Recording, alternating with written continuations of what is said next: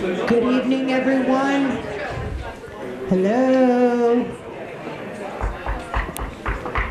Hi there. Okay, if I could have it quiet for just a minute. Yes, she's back. So I would like to welcome you tonight on behalf of WCTV and the OPL. There are remnants of us still here in the village, and I want to let you know that after town meeting, we're going to try and revitalize the OPL. It's suffered for a while, and we do hope to be a viable organization again. I would like to thank Salerno's for offering this beautiful building for us to hold tonight's candidates night. And I have a quick announcement. The annual Easter egg hunt and pancake breakfast was postponed from this coming Saturday until the 31st. Okay, everybody on TV, listen up. 31st, not this weekend.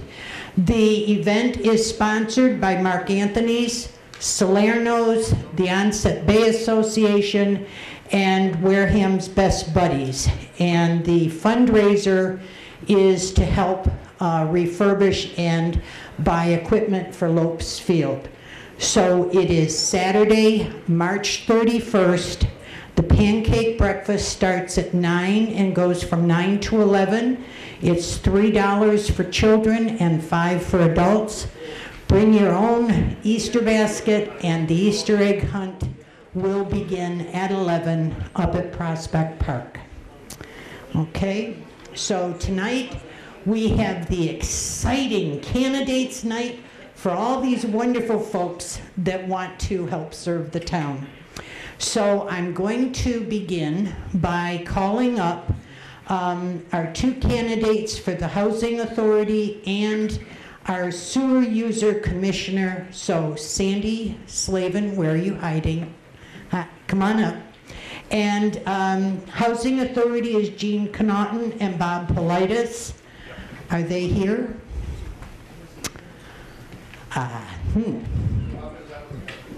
I'm sorry? Okay, that makes it a little difficult to be here tonight. So, is Jean coming? I don't know. I haven't heard. Okay, neither have I. Okay, so actually then I think, Joseph, where are you? Oh, there you are. Sweetie, will you come up here? I'm sorry, you don't call the town assistant moderator. Sweetie!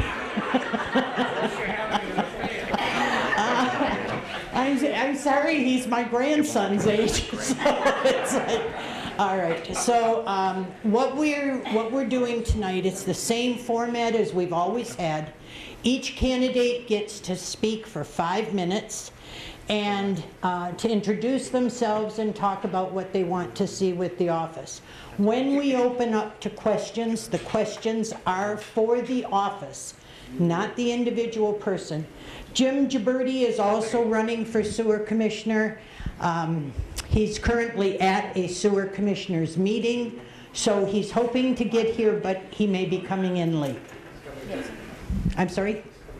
Okay, he'll be here late, so. All right, Sandy, would you start, please? Good evening. Thank you for coming. My name is Sandy Slavin. Wareham is my home. I graduated from high school here. My mother graduated from high school here. My family's been here for quite a few generations, and I can show you where they are in Center and Long Nick. But Wareham is home. Alan and I bought our first boat in '72, so we have been in and out of the waters around here, and we know how critical it is to have good, clean water.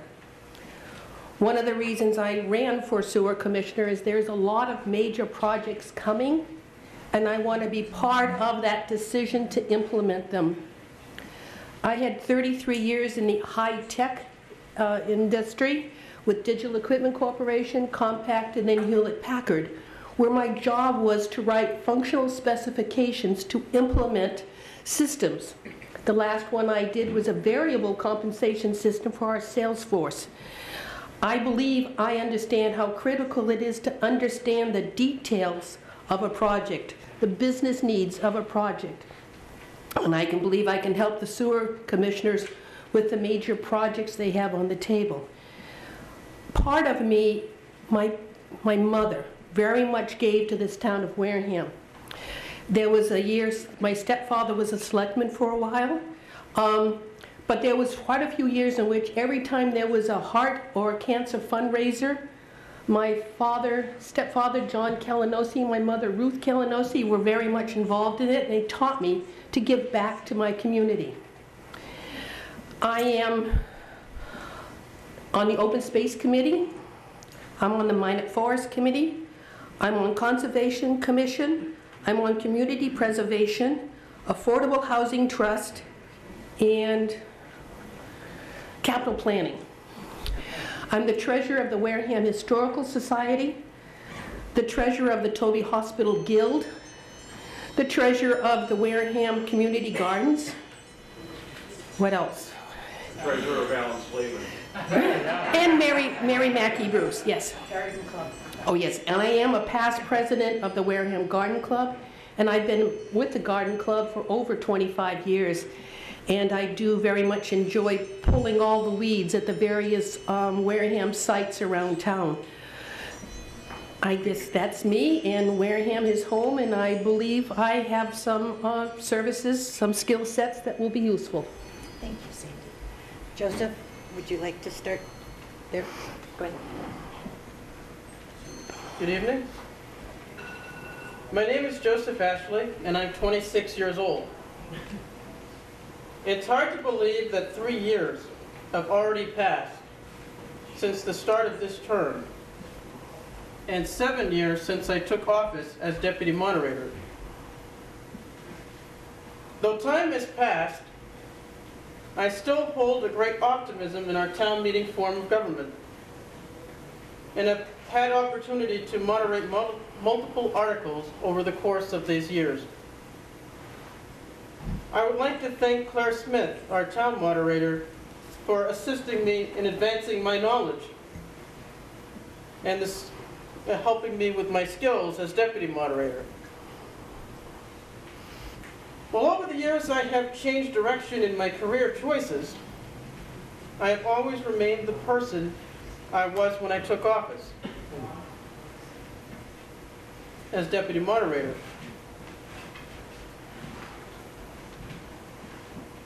This year we have many pressing issues facing our town. Our town administrator has been doing a fantastic job at handling the finances that we do have. However, there are many pressing issues coming up that will challenge our intellect and our ability to cooperate. At town meeting, we will make crucial decisions about our future. The town meeting form of government is still the way to go. It's the best way for allowing people to voice their opinions on key issues and make decisions on how to act on these articles. I still believe that a person should come to town meeting with that listening ear. There will always be a voice in the crowd that has a way to change our way of thinking or provide new perspective that we would not have had before. One example of this was when I stood up at town meeting at age 18, 1 year prior for running for office. It was this that would prompt me to run for deputy moderator the next year when I was asked by a few of the town peoples if I'd be interested in running. The voice of the people is very important. And that's another issue that I believe is very important in our town, is getting an increase in the number of voters who participate in town meeting, and also getting the registered voters out there to vote, and getting new registered voters who are willing to voice their opinions because the more voices that come to the table, the more effective any local government can be. Since the voice opinions of the people will lead to a better understanding of what the people want out of their town officials. And I will stress the fact, there is not one person who does not have the ability to make a difference. Over my time in office, I've continued to advance my education. I have received a bachelor's degree in biblical and theological studies from Liberty University in Lynchburg, Virginia, and an associate's degree in liberal arts from Massasoit Community College, where I also took courses in criminal justice as part of the completion of my elective work for my major. I have worked at Red Robin for 10 years as of June of this year, and I am also the new assistant pastor at Tabernacle of Praise in Wareham, Mass. Let's continue to work together, and once more, I ask you for your vote. My name's Joseph Ashley. Thank you. I'm running for deputy moderator of the town of Wareham.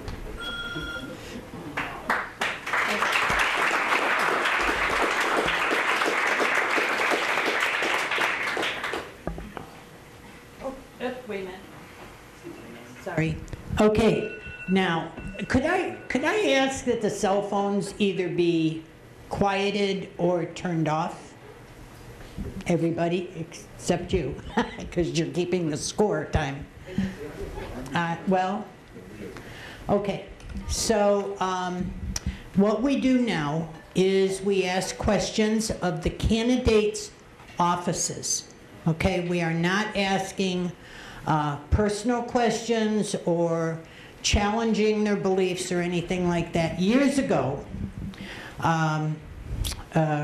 Ruthie Provost and Susan Williams Gifford were running against each other. This is how far back this goes. And quite frankly, I left the hall because I thought it was going to get into a fist fight. And so that was when the OPL changed the format for candidates night. No one is allowed to attack a candidate if they dislike what they say or who they are. You are questioning the office, because that's what these folks are running for, is the office, okay? So everyone's going to be very nice and ask questions of the office. So who has questions or whatever? And don't everyone speak at once. Oh, come on. Peter, I know you wanted to say something to someone. Thank you. This goes to Mr. Ashley. Are you still the youngest serving moderator of any type in the Commonwealth of Massachusetts? That's an excellent question. As far as I know, yes, but I don't actually have the facts to know on that. Okay, I know some of the sewer commissioners, so I know that Mrs. Slavin is not the oldest candidate. Okay. Thank you, Peter. Okay, a little brevity there. Okay. Does anyone have a question on the sewer commissioners? Guys, you pay a lot of money for the sewer. You don't have any questions? This is an opportunity to ask any question that you want. And as was just pointed out, Joseph is a very special assistant moderator because he is probably the youngest in the Commonwealth. Thank you. I'd just like to ask what her position is on the outflow pipe. The outflow pipe that they're planning to put out by Mass Maritime? Yes. I'm very much for it. We have the capacity to increase our outflow, but we can't because we're limited to how much water we can release into the Agawam River. So it's critical for us to move that outflow pipe out into the canal so there's a better flush of the water, and hopefully help us bring back Agawam River to what it had been, because right now it's quite muddy and into Wareham River, etc. But I'm very much in for, and that's one of the 3 major projects that I would like to see worked on this coming year, is increase the output from the sewer plant through that new outflow into the canal. Okay. All right, I'm going to ask you guys to hold your applause because we've always done that and we're doing it again. So, does anyone have any other questions for Sandy, who is sewer user? Sewer commissioner. Sewer commissioner, sewer user. Yeah. Yes.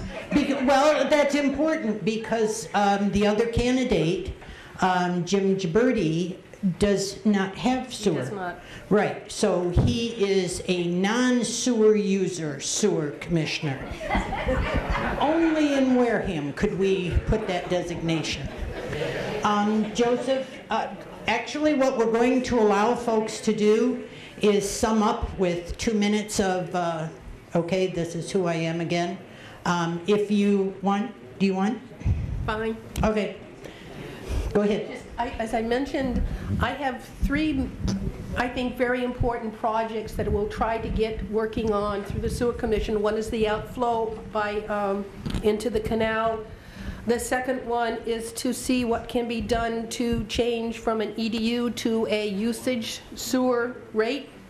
That's going to take a lot of work and a lot of understanding as to what that means by cost-wise. And the third one is repairing our old sewer lines that we have. And right now there is a major project to replace the pipe from Swiss Beach all the way over behind the high school into the plant, because it's just a matter of time before that pipe breaks, and that's all in marshland. And being a conservation commission, it's critical for me to keep our waters as clean as we possibly can and repair our bad old lines throughout the town. I mean, it's not uncommon to have a note saying so-and-so failed. That pipe over Point Independence Bridge, a couple years ago we had a sewer break. I mean, we have to get after our infrastructure, repair them before they fail. Thank you. Okay, thank you. Joseph, would you like to say something else, honey? So basically, to sum up what I said, I'd like a well-organized town meeting, continue to work together, get people involved in our town government, and we'll see what happens this year. Okay, thank you both. Now you can applaud.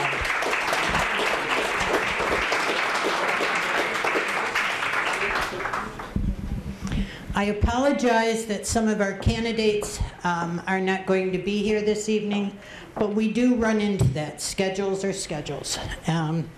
All right, so the next group we are going to bring up is the school committee, and that would be Jeff Sweat, Michael Flaherty, and Rebecca Pratt. I would like Michael to sit over here because I don't want him stepping over that. He has a problem with his back right now, so you sit on this side. Okay, so y'all each have 5 minutes to introduce yourself. We normally go alphabetically, so I forgot to look at whose last names or what. Okay, Michael, you go first. Rebecca, you go second. Oh, all right, well, you're in line, so that works. 5 minutes each, please.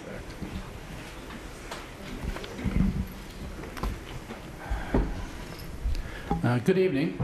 My name is Mike Flaherty. Thank you all for coming out here tonight. Thank you for the OPL for putting this on.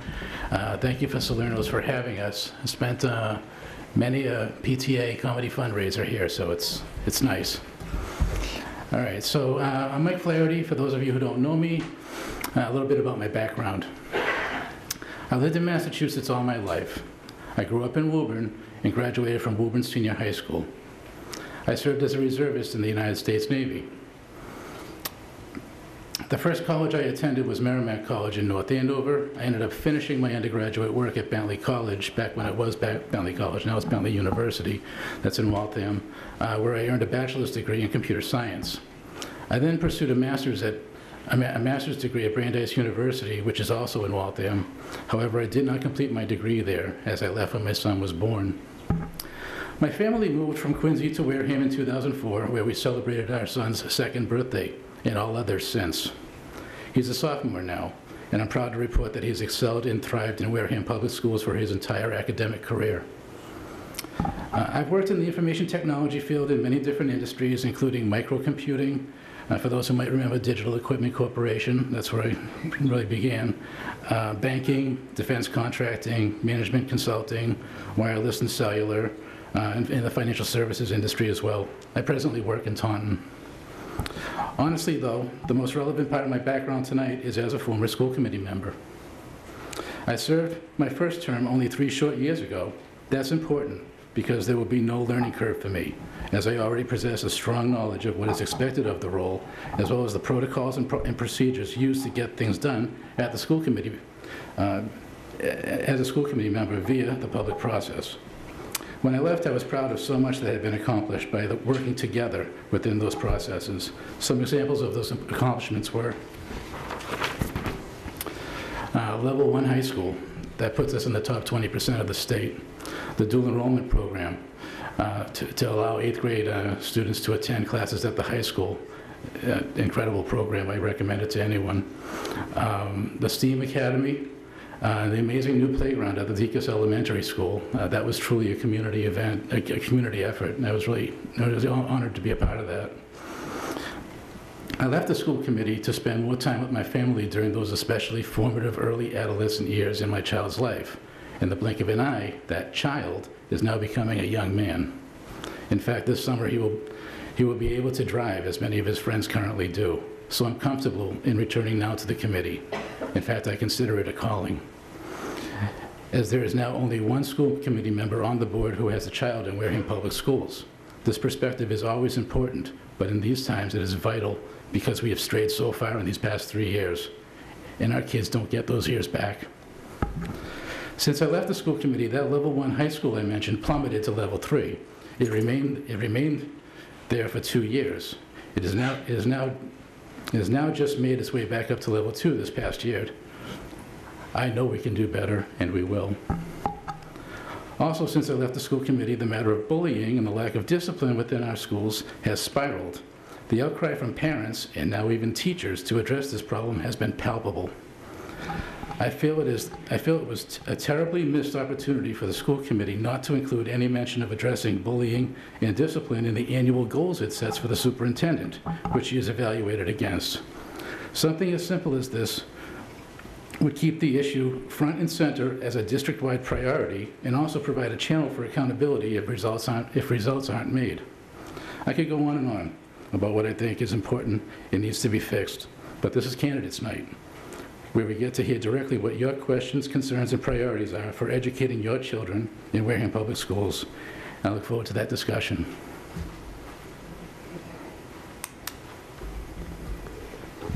Hi, good evening. My name is Rebecca Pratt. For those of you who aren't around the high school or middle school a lot, I'm going to tell you a little bit about myself. I decided to run for school committee, I would say several months ago, back before the holidays, after talking to several members of our community and in being in our schools. I truly believe that as a community and as a school system, we can do so much better than we are. We are capable of so many great things in Wareham, but I think we just need that little push to remind us of how great we can be. Remind us to be proud to be Wareham, proud to be a Viking. As a parent, I've seen my daughter. We moved here 4 years ago from Florida. So I am new to Wareham, new to the area. I married my husband, Stephen, who is a lifelong resident of Massachusetts. And since the first day I set foot in this town, I admired the beauty. The town is so diverse. We've got our beaches and our bogs and our canals, and we have downtown areas that remind you of, yesteryear, but we also have our strong industry. And the school system is a lot like that. We're very diverse in the population of students. And I think that we've got to get back to focusing on each different group, and we can't treat each different set of students with the same standards. My biggest concern is that we need change. We need to see some new faces, and we need to see different perspectives coming from the group. I'm not an educator, I'm not a school administrator, and I'll be honest, I'm not a politician. I'm your average mom, but I'm someone who cares, and I'm very passionate about what we do as a town and about our students. I think the biggest hurdles we have as a school system are first and foremost retention. Retaining our students, sure, we've all talked about that, students going out of district, but we need to also talk about retaining our great educators and our administrators who seem to be leaving just like our students. I think we really need to focus on employee engagement and satisfaction. Wareham Schools is one of the largest employers in Wareham, and we need to make sure that we're focusing on keeping these great educators within our schools. For over 20 years, I have worked in the medical field. At a young age, I knew that I was called into service. My father was a Baptist minister. I spent most of my adolescence actually spending my summers doing mission work. I love helping others. My strongest desire is to see us come together as a community and do more. I think we're capable, like I said, of so many great things. The other really big hurdle that we all want to talk about is the bullying and the safety. Safety both internally and externally. I think we do a phenomenal job externally, with our local law enforcement and, with the things that we're doing inside our schools as far as safety. But I think we also need to talk about safety in the classroom. There's been a lot of talk recently about, teacher safety, student safety. And I think we need to really relook at our disciplinary guidelines and focus more on making sure that all students, yes, have a right to an education, but I think each student has a different educational need. I think we need to make sure that the right of a student to an education doesn't take away the right of another student who's just there to learn and they're suffering because of all the disruptions that are coming through. My background is in medical management. I have over 20 years in managing a medical practice. I have over 90 employees that currently report to me. I'm currently the director of urgent care. I have all sorts of different priorities that I have to focus on. I have multiple sites, which means I know how to focus on individual school needs, but also how each one interacts with the other and how as a school system we must work together for the best interests of the town. Most importantly, I just want you guys to know that I'm a mom. I see what's going on in the schools. I have only been here for 4 years. I'm not a lifelong resident, and I'm not going to take all your time to tell you about the many committees that I've served on, in the last 25 years of being a parent. But I am going to tell you that as soon as I started here in this town, I said, what do we need? I'm now president of the Wareham Music Boosters. I don't even have a child in the music program, but I saw that it was a need that we had. Someone needed to step in because that was an underserved group of people. My daughter has done phenomenally well at the school, and I truly believe what you put into our schools is what you get out of it. I want to make sure that more than anything else you hear, I'm sorry, it's rather important to me. You've got about 30 seconds. Thank you. I'm proud to be a mom of a Wareham Viking, and I know that sounds silly and it sounds trivial, but I see so many former students and alumni, and I think that we need to be proud to be Wareham. I tell everyone that I know that I'm from Wareham and that my child goes to Wareham. I am president of the Music Boosters. I volunteer my time. I've been with the high school softball last year and this year, and more than anything, you can not take for granted the time that we put into the schools. I promise to be as passionate about every issue that comes across as I am here tonight. Thank you.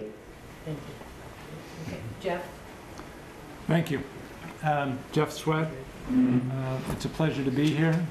You should give yourselves a round of applause for the fact that you're here tonight.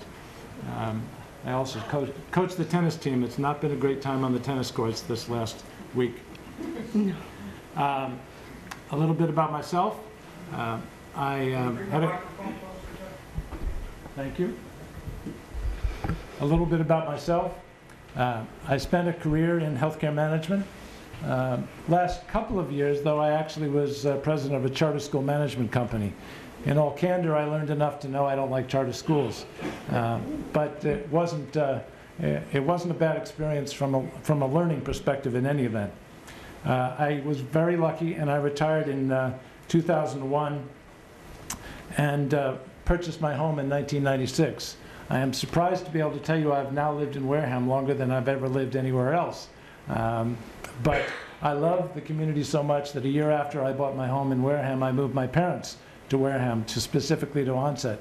And as my mother said, and I was grateful that she said it to me, we spent the best decade of our lives here. So it's been a very, very positive experience to be a part of Wareham and Onset.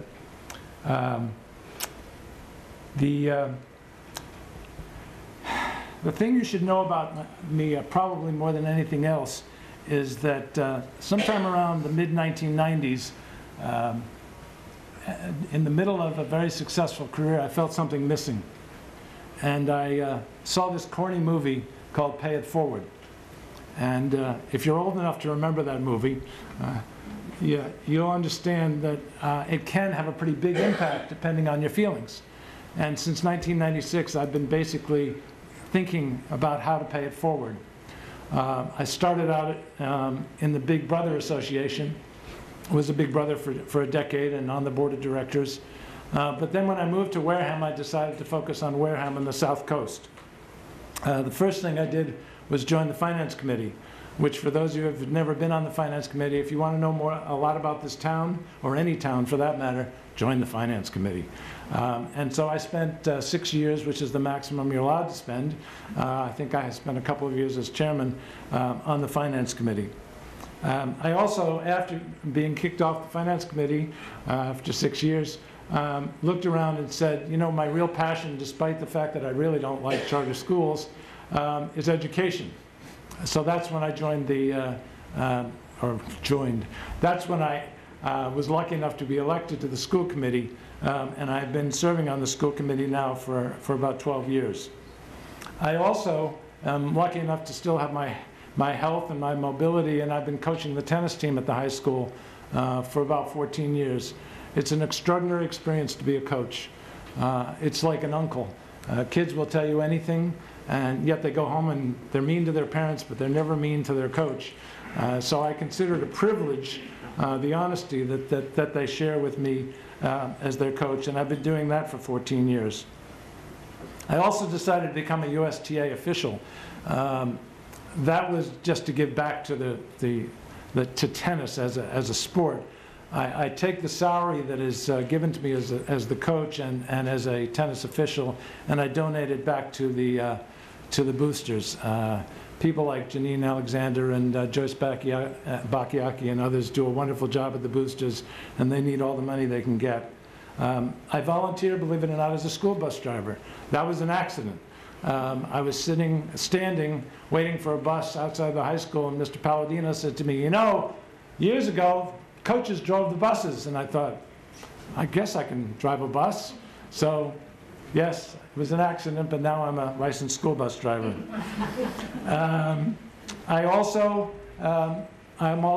as of last June, chair of the South Coast YMCA organization. I started out at Gleason and was lucky enough to be elected to the board of directors, and then ultimately last June as the chair of the South Coast Y. It's an extraordinary organization. It does wonderful things for youth, and I'm privileged to be serving on that organization as well. My parents were both violinists, and in honor of them, I am treasurer of the New Bedford Symphony Orchestra. Believe it or not, it doesn't get credit for this, but it has a wonderful education program, and some of our elementary schools have benefited from that program. Jeff, Yes. 30 seconds. Oops. Okay. Thank you. A I wanted to get to my priorities, but I suspect I'll have that opportunity from the questions. The last thing I will say is I'm on the board of directors of the Massachusetts Association of School Committees, and the significance of that is that they put me in charge of their money a couple of years ago, and we have made enough money so that we can sue the state to solve our budget problem. And I'll get into more details as the questions are asked. Okay, so now remember, we're asking questions of the office, not the individual. They're all going to be dealing with pretty much the same issues, and we do not allow questions to single out one person.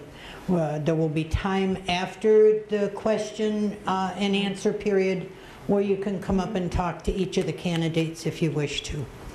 So, who has the first question for the school committee? Don't everybody rush. Bob, thank you. We have a microphone over here. I think I can be heard with my... Oh, yeah. my teacher voice. Cafeteria voice.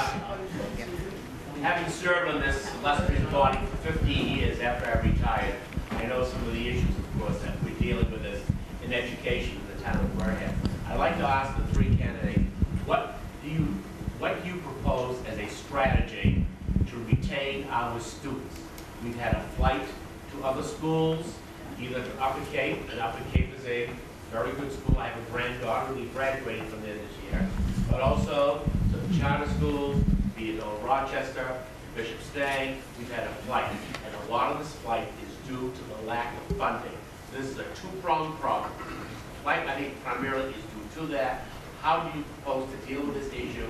And you could, if you want to be in it, the funding issue. If not, I'll get to that in another question. Thank you. Okay.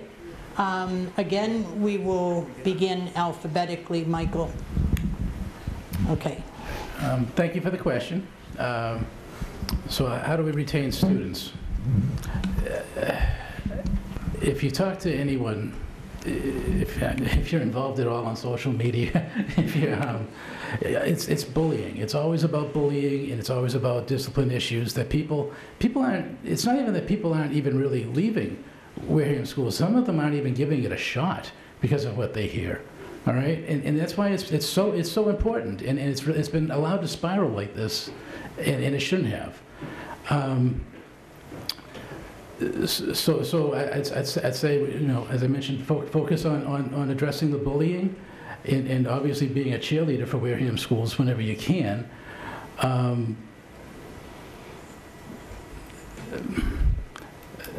We've got some great things going on here. I mean, I'm very happy in Wareham Public Schools, and I tell people all the time, you know, the dual enrollment program to Bridgewater State is going to save my family a ton of money. It's a great opportunity for our child. We just need to do more outreach and try to get people, you know, to at least give it a shot, you know. But that's not going to happen if we don't get the bullying addressed. The retention of our students is definitely one of the biggest things. You've seen it in all of our committee meetings and things like that, where we start talking about out-of-district tuition and the cost of all of these different things. I happen to agree with Mike in some of these areas. I think, number one, the perception of our schools. We have students, you know, that come up through Degas, Minot, and then the kids don't even get into the middle school, or they go for a year in the middle school, and then they never even go to the high school. I think one of our biggest things, and you want to talk about strategy, I think we've got to get the word out there about the amazing programs that we have. We've got a couple of little blurbs online, but after meeting with, you know, some of the educators and talking to the teachers and the principals, we have some great programs in Wareham. Most recently, they were just talking about one, you know, that the students put together to make sure kids had clean clothes and coats. We've got an amazing group of teachers that will do anything for these students, but this isn't what you hear. When you Google Wareham schools, the first thing you see is, you know, fight in Wareham Middle School. We're not doing enough to promote the positive, the wonderful things, why it's great to be a Viking, why it's great to be in Wareham.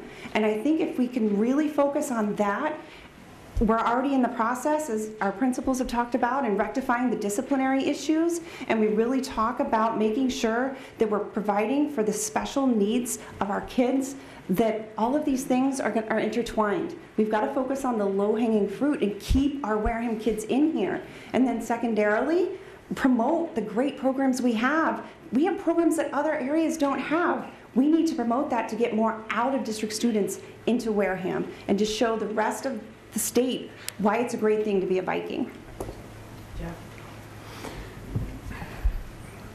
I agree with my, my two colleagues up here, but let me give you some very specific information. First thing you should understand is the state and the federal government haven't got a clue what it's like to run a school. We were actually cited a couple of years ago because we were suspending and disciplining students too much. That's rather disheartening, especially if you're a teacher trying to deal with the disruptions or for that matter, even being assaulted. So we run that problem. Then we can have all the policies we want in our handbooks, but if you read them, A, the school committee is basically uninvolved in them by law, and the law basically says that you really can't do much from the perspective of progressive discipline, and even if you ultimately decide that the child cannot be educated in a regular public schools, two things could happen. One is if they're not on an IEP, then you'll have to figure out a way to discipline them, but not in the school, and that costs money. And if they are in an IEP, they become an outplacement, and that increases the cost of special education in the town. So discipline is an extremely difficult thing to tackle. Nevertheless, I agree with my colleagues. I think that, to coin a phrase, the many are being sacrificed by the few. Now, let me put that few in perspective. I was talking with a parent from the middle school last year, and she said to me, you know, there are only a dozen kids in the middle school that are causing problems. And I thought, wow, a dozen out of 700 or so. And then I went to the principal and I said, Dr. Steedman, do you know how many people are causing problems? One parent thinks it's a dozen, and he said to me, she's right, a dozen. And yet, a dozen were having a really significant impact on the rest of the student body. And the final thing I'll say is, literally in the last week, I was talking to a tennis player who, for reasons I won't get into so Nan doesn't cut me off, she's actually at Upper Cape, but she's playing on the tennis team through an MIAA waiver. And she was talking about she was enjoying becoming a carpenter. And I thought, great. But she says, you know, Coach, that's not the reason I went to Upper Cape. The reason I went to Upper Cape is because I was in dual enrollment and there were not enough kids who really wanted to learn, and I just wanted to go to a place where there are more people more students that wanted to learn. That's a really sad thing to hear from a student, and we need to fix it. Sorry, can't find the on button. Just for clarification, Jeff, you used the term IEP. Will you just, in 10 seconds, just explain what that is? Sorry, individual education plan. Okay, so everybody knows what an IEP is. Which is by law required for any student who has some kind of special education need. Okay, thank you. Okay, Bob, thank you for that question. Does anyone else have questions? Yes. Hi, my name is Holly Van Nest. I think I can talk loud enough to. Okay, all right. I'll talk loud. Last year, I know that the Boston Public Schools put on a day-long workshop where they brought together educators, administrators, school committee members from across the state to talk about best practices, specifically around bias-related incidents and bullying in schools. It's my understanding that nobody from Wareham attended, even though it was essentially a free event. I think the registration was $25 for people to go. It was so successful that they put out tons of resources afterwards, and this year they're doing it again for 2 days. And you know, I hear from people here and other places that bullying is an issue in the schools. I'm wondering whether you know of anybody in the schools who are going to be attending this year, because I think when it comes to really hard problems, it's really important to find resources and help wherever we can. And maybe there are best practices that individual teachers are doing in Wareham that can be shared across the state, and people can learn from other people who are experiencing similar situations. The question is, do the school candidates want to be a part of this program in Boston? Because I didn't hear you ask anything other than, did they want to be part of the, Yeah, basically. What do you think about participating in something like that? Is it something that you would encourage administrators to attend? Okay, Self-attend? all right, that explains it better. Okay, guys, Rebecca, you start. Thank you so much. That's an excellent question and a valuable source of information. Back to the community giving us excellent feedback. Thank you so much. I think it would be a phenomenal idea to attend something along those lines. I think we are not the only community that's dealing with bullying. It's going on across the nation. I think it's a great idea to work smarter, not harder, not reinvent the wheel. Let's find out what's working in other communities and see what we're encountering that might help them as well. I think we should send anyone who would like to go, and I don't think we should limit it to school administration. I think parents, we're all in this together, community members. I can tell you if I'd love to get some more information on it, and I would be happy to attend. I would love to learn what's working in other districts. Okay. Jeff, you're now. The short answer is it's a great opportunity, and our management team, and if I'm invited, I'll be also happy to attend. I will say that we are currently doing a program which uses positive reinforcement as a method of trying to encourage better behavior. I can also tell you, I learned recently at a meeting of mine at school teachers that they have something called an intervention room, which is working tremendously well. The good news is the kids go there, but they don't want to go there, so they know they have to behave better. And it's the first year they've done it, and I applaud the fact that they're doing it. I'll just add one thing about education. My field is, I came out of healthcare, and I know Rebecca's in healthcare as well. But I once asked an educator about best practices, and there are a lot of best practices, it turns out. And usually the most successful solution is to combine multiple best practices, because unlike medicine, it's not so clear-cut what actually works. Okay, It's the first time I'm hearing of it, but it sounds like a great opportunity. Absolutely. I'll make sure you all get the info. No, seriously. Yeah, thank you.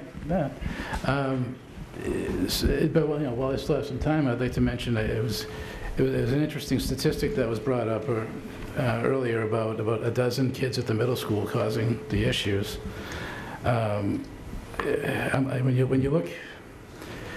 you look at the data from when we used to have the alternative school, the co-op school.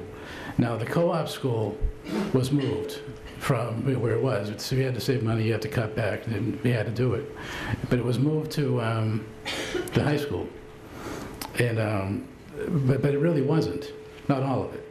So when you look at the data, when it did move, there were 10 students in grades 7th and 8th that were attending that school. So not quite a dozen, but 10, right? Today there are none, and I don't know why. And I discussed this with the superintendent, and she said that, well, there are no more 7th or 8th graders, and I just find that hard to believe. And it's a resource that we're not taking advantage of, and we really need to revisit that. Okay, thank you. Anyone else? Yes. There's a microphone right there by the table, if you would.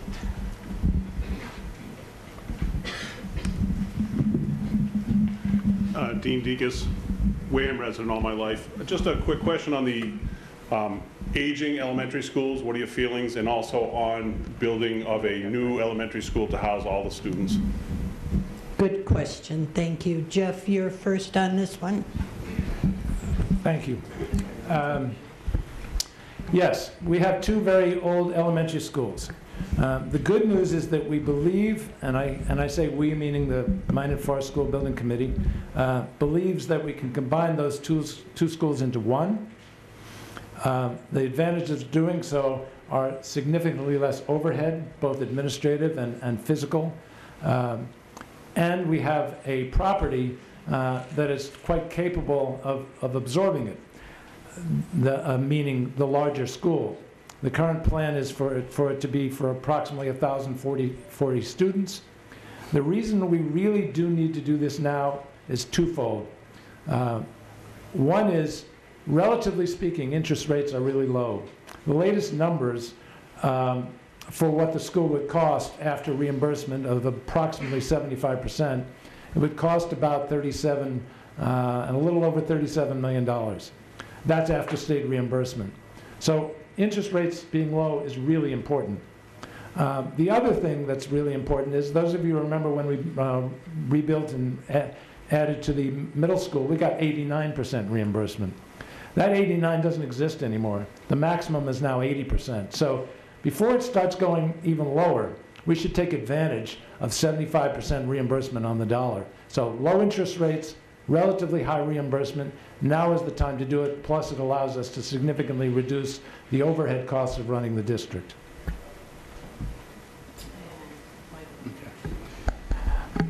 Yeah, no, I totally agree with the need to build a new school. In fact, when I was on the school committee, we fought to get that, a debt exclusion for that originally, to get the building study by the state, but it didn't go through. I was thrilled. I was elated when town meeting, when we decided to do that for the building study. So it's a long time coming. It's gonna be incredible. It's gonna be what we need. It's just a matter of whether or not the voters will vote for it. It's really all it comes down to, and I just hope they do. That's it. Oh, and I do. I am very happy that the Minot Building Committee unanimously decided to put it at the current Minot site instead of shoehorning it over where some people thought it would be a good idea to put it next to the middle school. I think it is absolutely a requirement. It's not a want. And I'd like to use this time to talk to the voters, because ultimately it's up to you. We can tell you how much we need this school. We can tell you what the conditions are in the school. To actually quote an educator, they're working in archaic conditions. Their teaching plans are revolving around the building instead of around the needs of the children. This new school is absolutely needed. It's a necessity for the students. The two buildings currently are in disrepair. The cost that would be associated with renovating these buildings or updating them to meet, additional codes and things, it would totally outweigh what we could get at the current rates. Jeff mentioned it exactly right. We're at a unique time that we really need to make sure that we capitalize on this opportunity for our town. A new school, one of the things people talk about when they want to move into a town, tell me about the schools. It's not just how we look on paper, but it's how we look as well. They're going to drive by our schools. They're going to ask, tell me about the school. They're going to look online to see how things look. And it's so important. I beg the voters, and those of you that are here, parents, teachers, educators, administrators, show up to the meetings. Please come out and vote. We need this school. Amen. Okay, one of our candidates has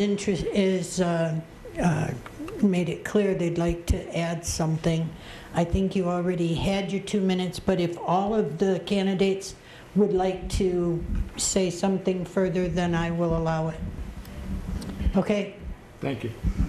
This is purely educational. I just wanted, before anybody, because I've actually gotten phone calls, it's going to cost me $2,000 a year for this? No. And I know we're suspicious in this community about operational overrides. This is a debt exclusion. It will cost approximately 65 cents per $1,000 of assessed value. So if you go per year, so if you go home, you look at your tax bill, and you multiply that for every $1,000 of assessed value, it's 65 cents, and that's what it will cost you on an annual basis. Okay. Does anyone else? Yes, Marcy. Can, I just have one question. wait. No, it's all right. You can't hear it on TV. Yeah, we need to be able to hear it on Okay. I really wanted to direct this question to Jeff. When he stated, I'm sorry, it's got to be the... well, it's to the whole committee, but I just wanted to understand, you stated about you were able to sue the state to get funds back that we weren't able to get before. I just wanted some clarification on that, and will that impact the cost of a new school in terms of reimbursement of money? I'm sorry, I'm directing it to one person, but I'm really interested in knowing. Are the other two candidates comfortable answering the question?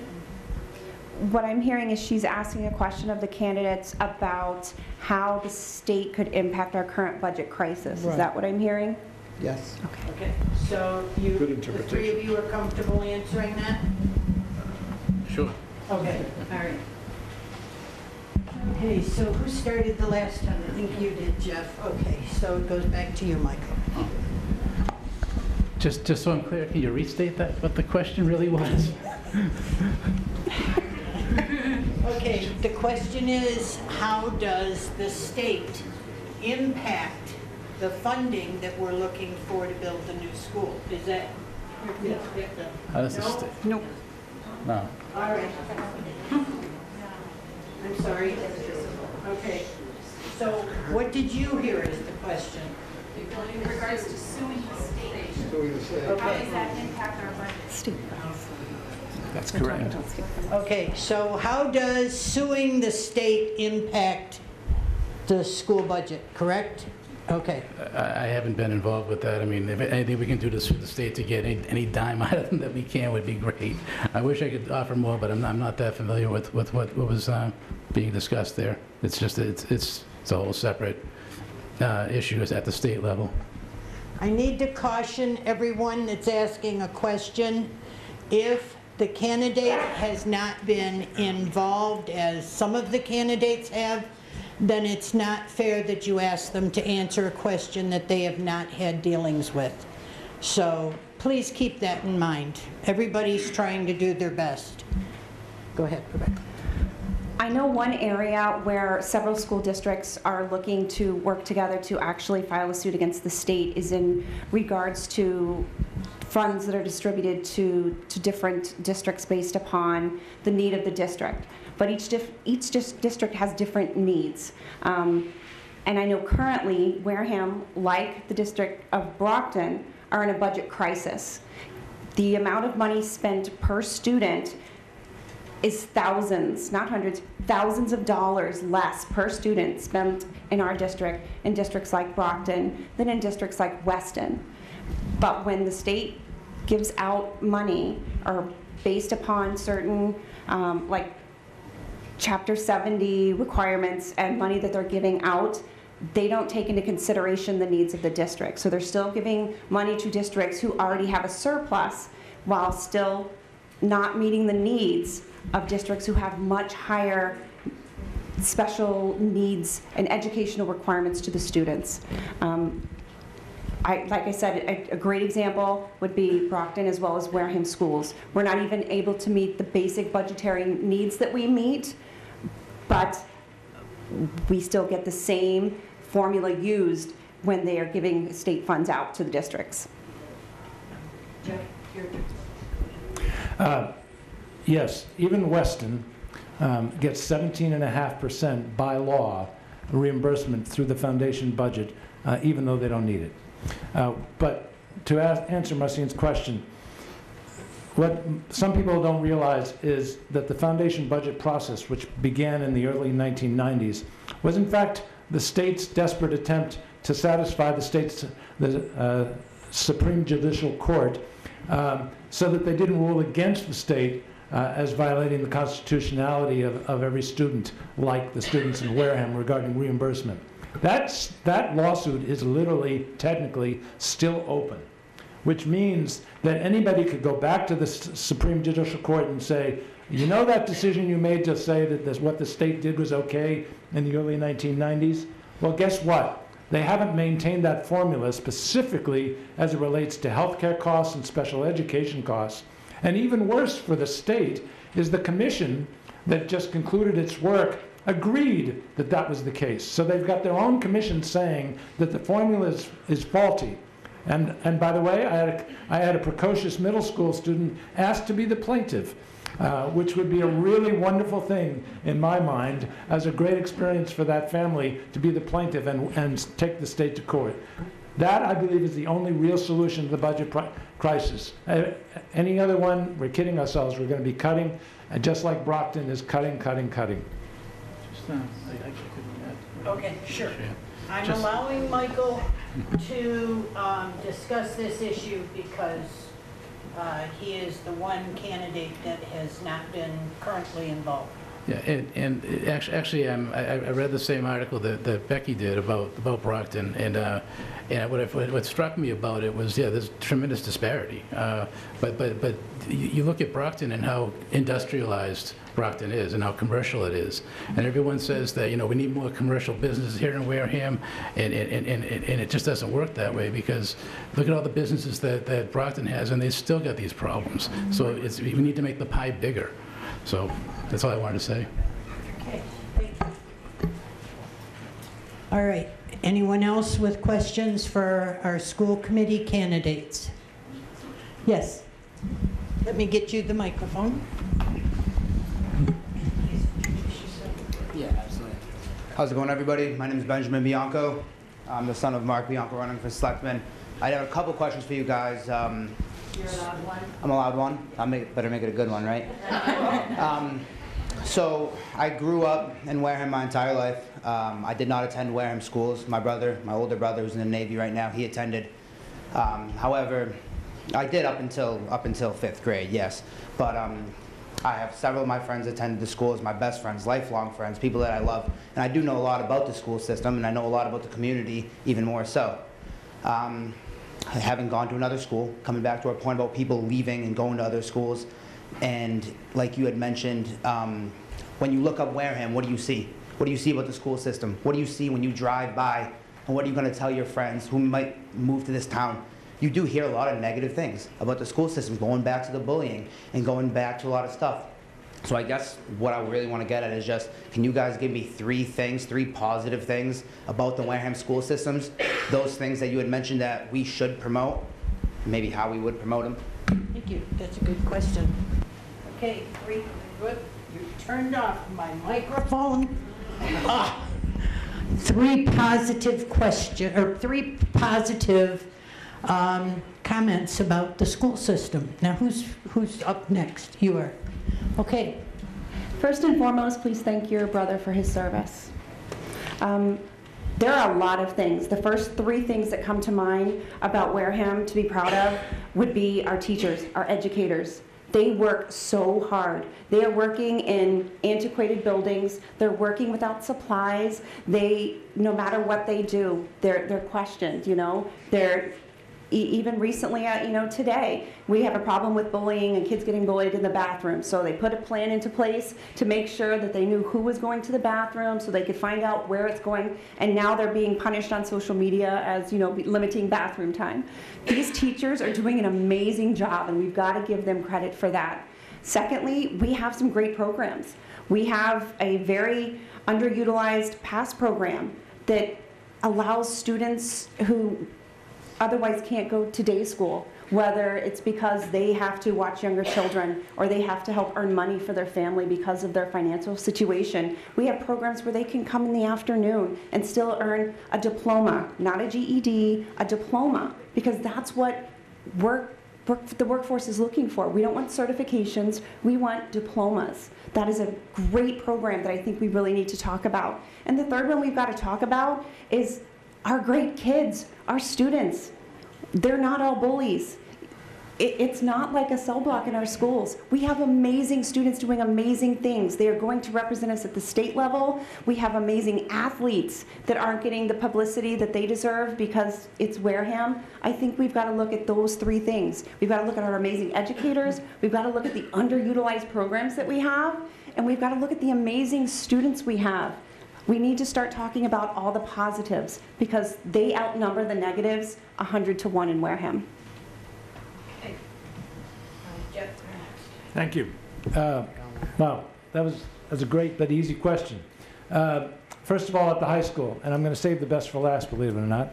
At the high school, we are starting to get school choice kids into the high school as a result of the International Baccalaureate program. It is starting to differentiate this town and this school district as a place to get educated. It's a slow process. People have to understand what International Baccalaureate really means, but it's starting to happen. Still at the high school, the DECA program is state and nationally famous. And if you think it's just classes and things like that, I've seen kids go from almost shy to confident speakers just because of the DECA program. So I wouldn't underestimate the impact of the DECA program. In the middle school, the academies are doing wonderful things, and they're preparing us well, and we're starting to see it in the MCAS scores. But the thing that frankly makes me more optimistic than anything else is the work that's being done in our elementary schools with literacy.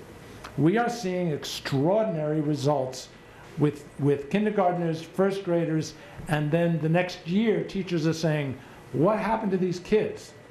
You don't hear about it, right? It's not a high school program.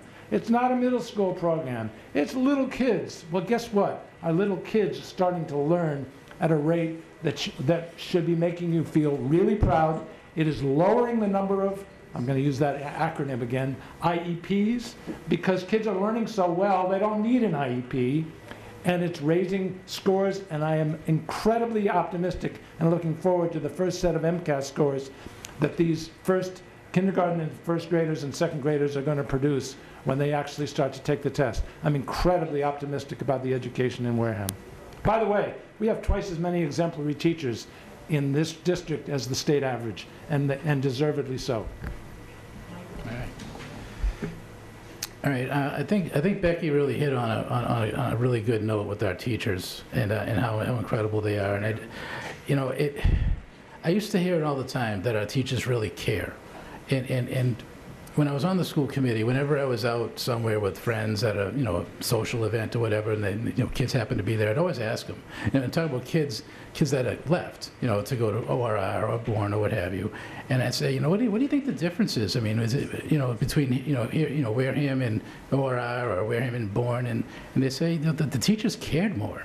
It was just like And in these other schools, it seems like it's more just like a job. It's just, they punch in, punch out. But the teachers here do really care more. And that's humbling. That's special, I'd have to echo what was said about DECA, all right?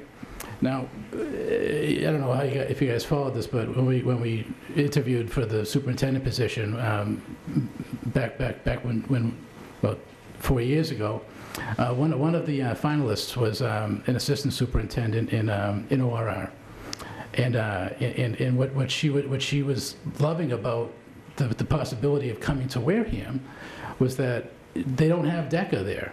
They wish they did, and it's an incredible program. And I just found that interesting that on the other side of the bridge that they're so envious of some of the programs that we have, and I think that speaks volumes as well. And then also. Tons and tons of programs. I just can't speak highly enough about the dual enrollment programs, both of them. The 8th grade dual enrollment to the high school, and the one that we'll be taking advantage of next year, hopefully, to Bridgewater State. Not all schools do that, especially the 8th grade. I tell parents about at work about this, and they're like, "Wow, that sounds great." And we just gotta promote it more. We just got to get that word out there about, how incredible these programs are. Thank you. Thank you. Anyone else with questions? Yes, sir. Hi, my name's Joe, and I'm a new resident of Wareham, very new resident. Welcome. Welcome. I'm familiar with Wareham, but my question is, the town I came from, and everything, I've heard all this before, I was very active in the town then, is the school department, and I know money's tight, I've been to the finance committee meetings and stuff, is they put on a PR person. I actually sat on the finance committee when this position came up, and you gotta prioritize where you want your money to go. But when they have incidents I'll use the high school for an example, they have problems, but they flash stuff out to the parents and stuff as to how they're addressing it and what they're doing. It really cuts down on a lot of the social media stuff. I don't know if that's something you consider. I mean, it's a yes or no answer, but it's something to give some thought to.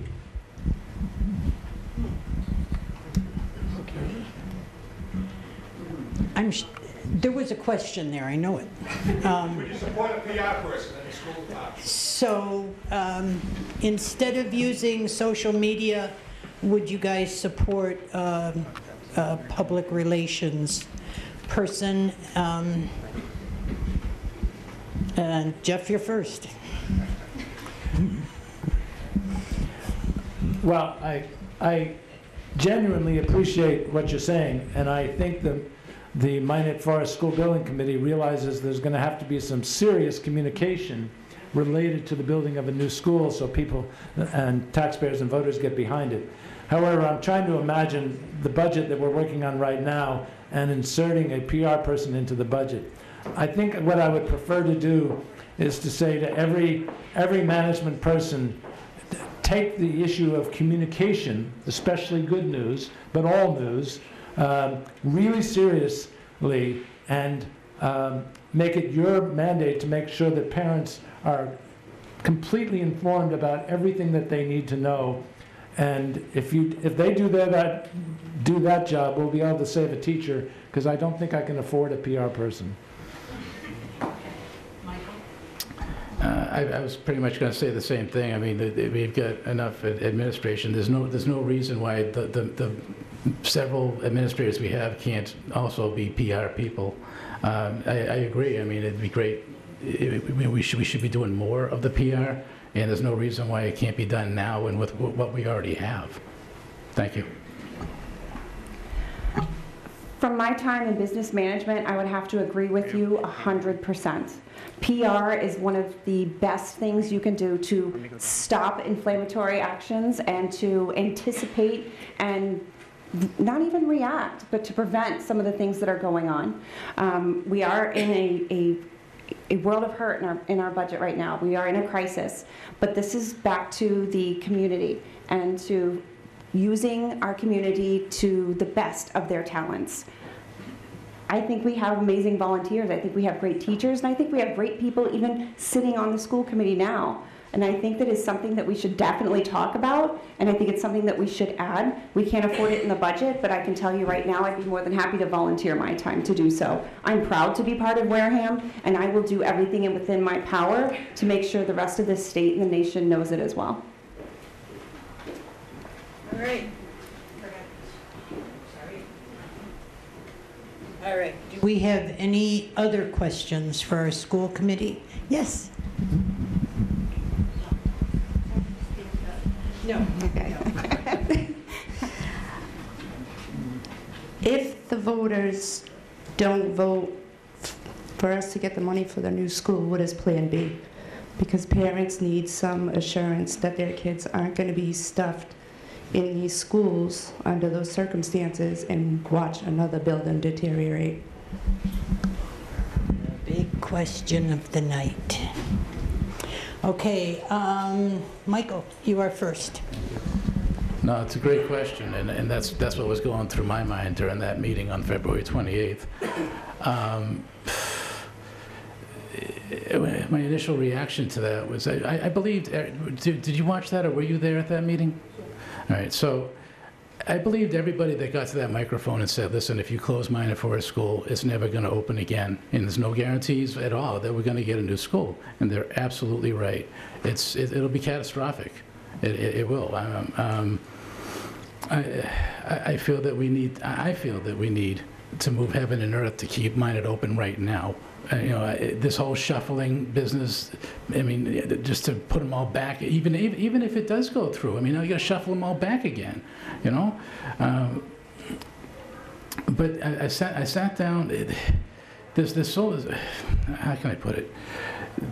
I sat down with the superintendent and the business manager, and we tried to understand this and better, you know, and I said, well, how about the portables? I mean, where's that money coming from? Because they want to put 5 portables up.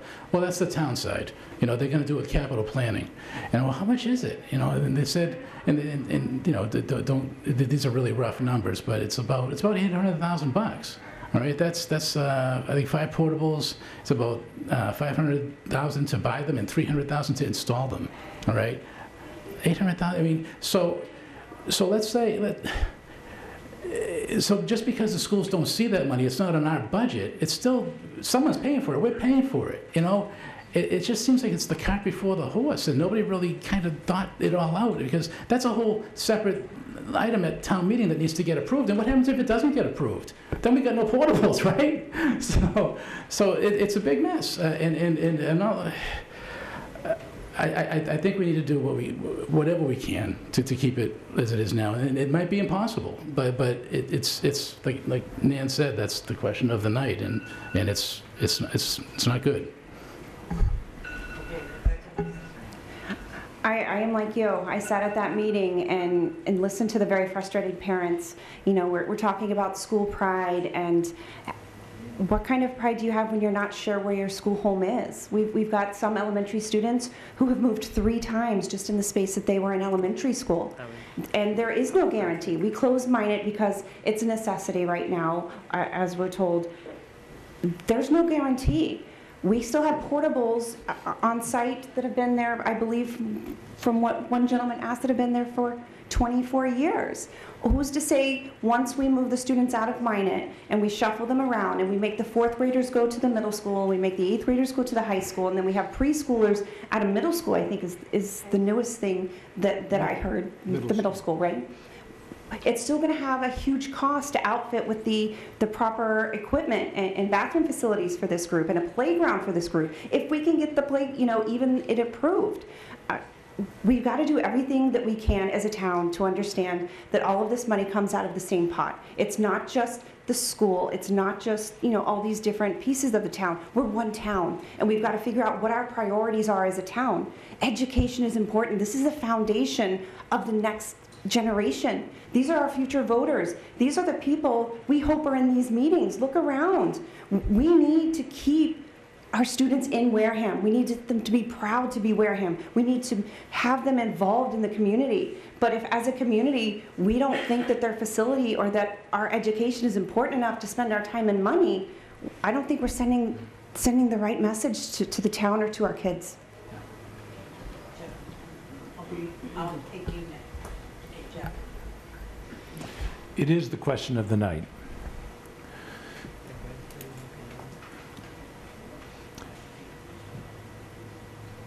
I grew up believing there was a social contract, that each generation agreed to educate the next generation. Tough economic times have eroded that social contract, but I still believe it's an essential part of any community.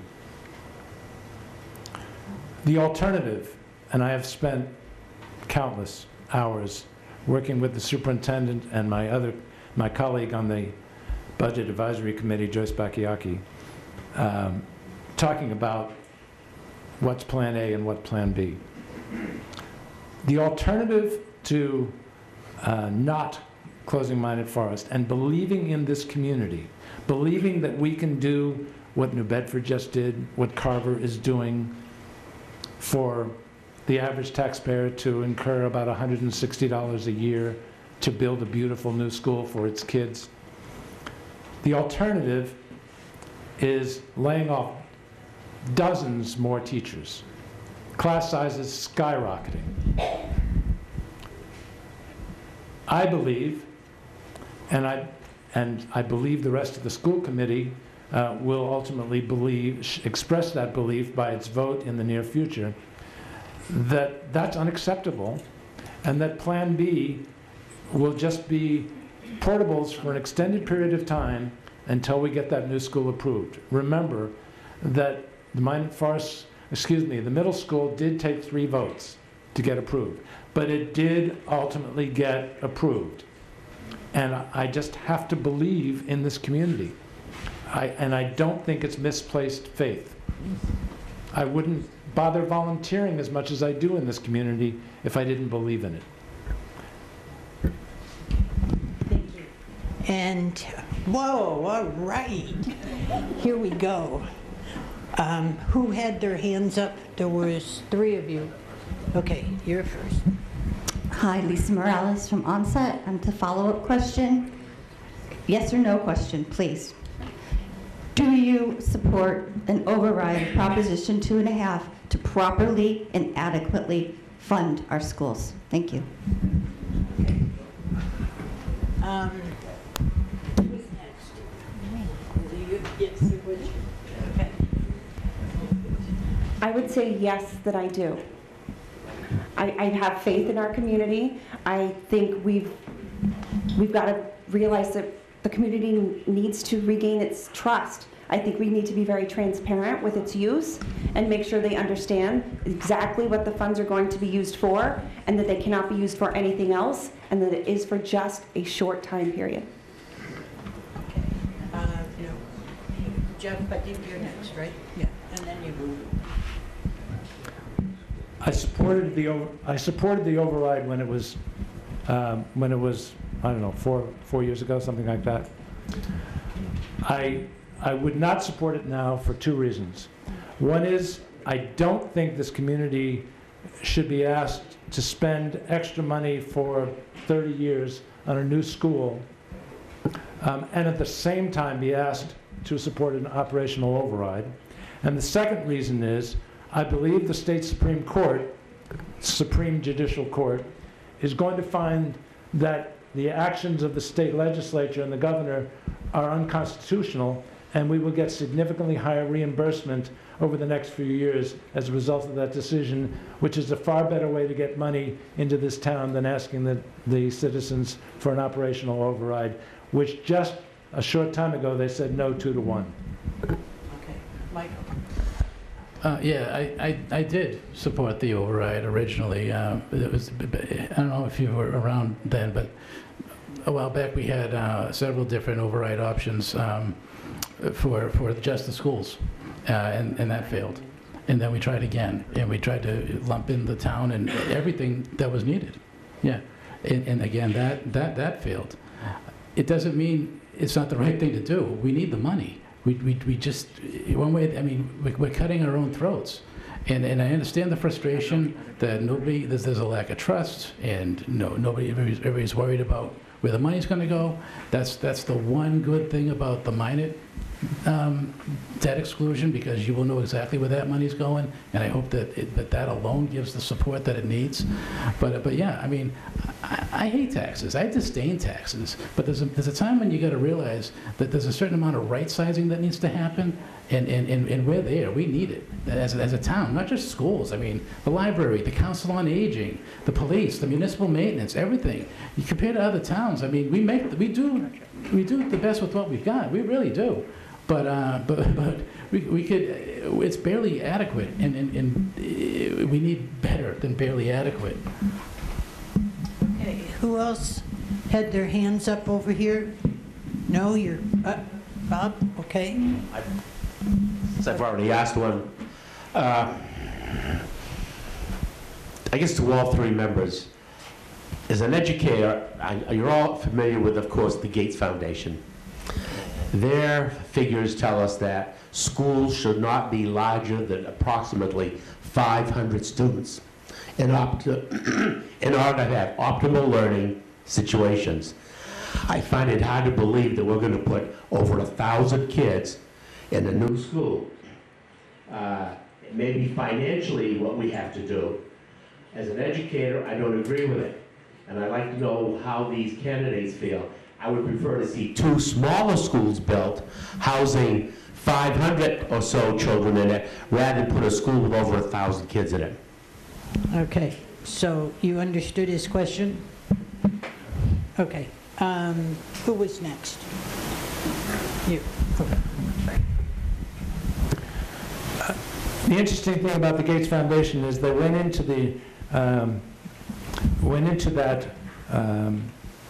They had a theory about smaller schools being better. They put a lot of money into trying to prove they were right, and then they didn't succeed. So it turns out there isn't a correlation between small schools and great results. Nevertheless, I think a school can get too large.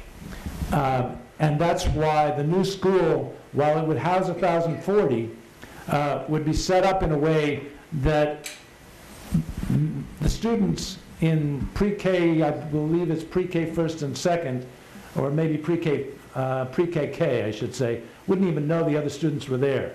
And the same would be true for first and second and third and fourth, et cetera. So I think you can create the structure so that it feels like 3 schools when it's actually 1. And more importantly, we can't afford 2 elementary schools anymore. We just can't afford it. Okay, Michael.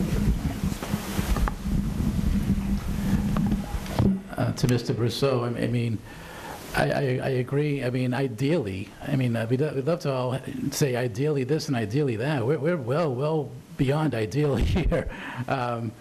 So I mean, I grew up in, small K through 6 schools. We had a whole bunch of them in my town, and that was great. But I mean, we're looking to, close yet another school and rip, kids' grades apart again. I mean, the whole point, one of the points of having mine had set up for 3rd and 4th grade was because those were when the MCAS years start.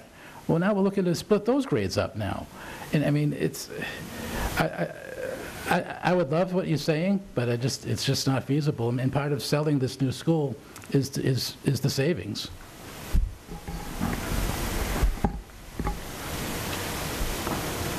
Whether or not there's a large population of students in a building or into a campus is probably the better term.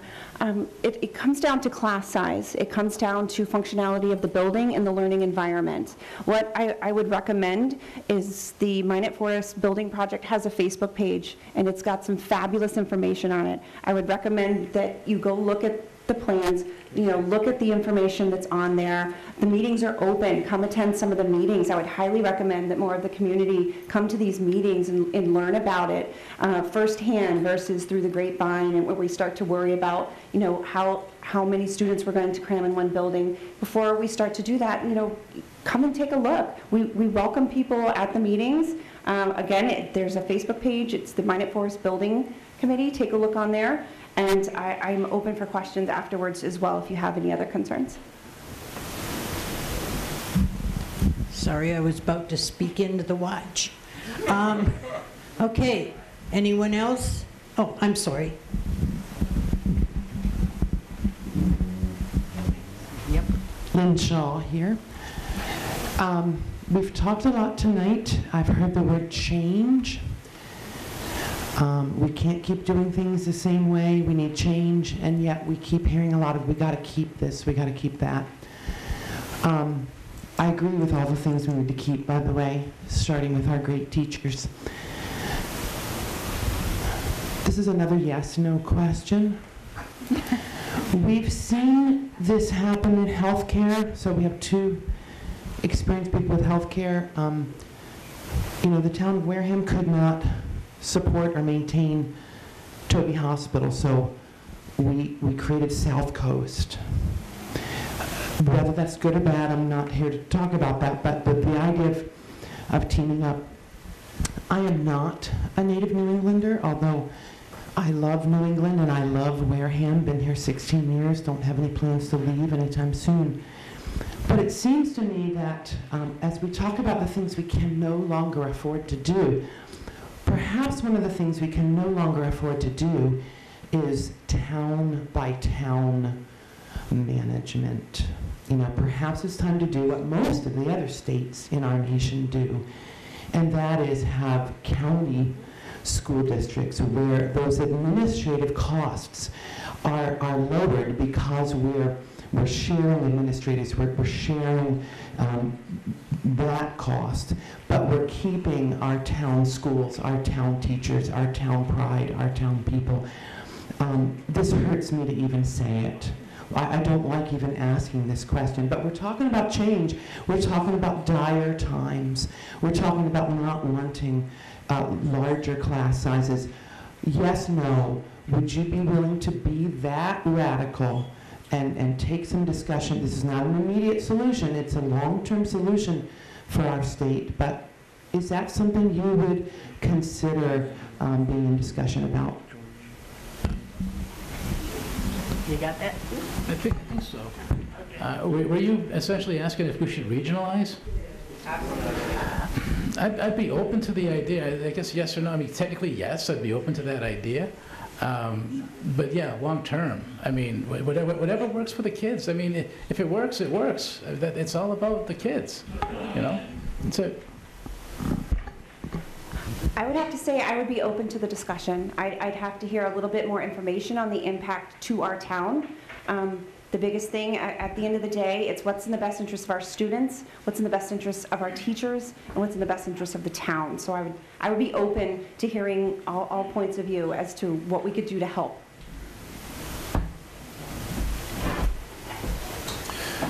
I've actually given this a fair amount of thought. The short answer is yes. Anything that reduces overhead, in my mind, and keeps the student and the classroom teacher whole, is, in my mind, a slam dunk. It's complicated. The state would love it. The state reimburses regional school districts for transportation. They do not reimburse regular school districts for transportation. So that's one big positive. But finding a partner can be difficult. Carver, for example, used to be regionalized with Plymouth, and they said, no, never more. So it's not an easy thing, but I think it has some distinct advantages if you can pull it off, but it's a multi-year process. Okay. Anyone else with questions for the school committee? This was a great discussion, guys. Thank you. All right.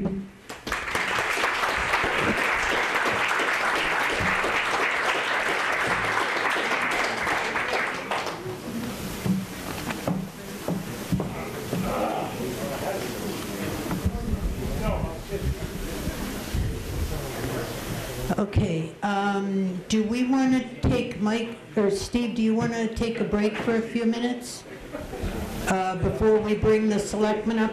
I actually want to bring Jim Gibberti up. Jim? Hello. No, he didn't leave. Jim Gibberti is our candidate for sewer commissioner, a non-sewer user.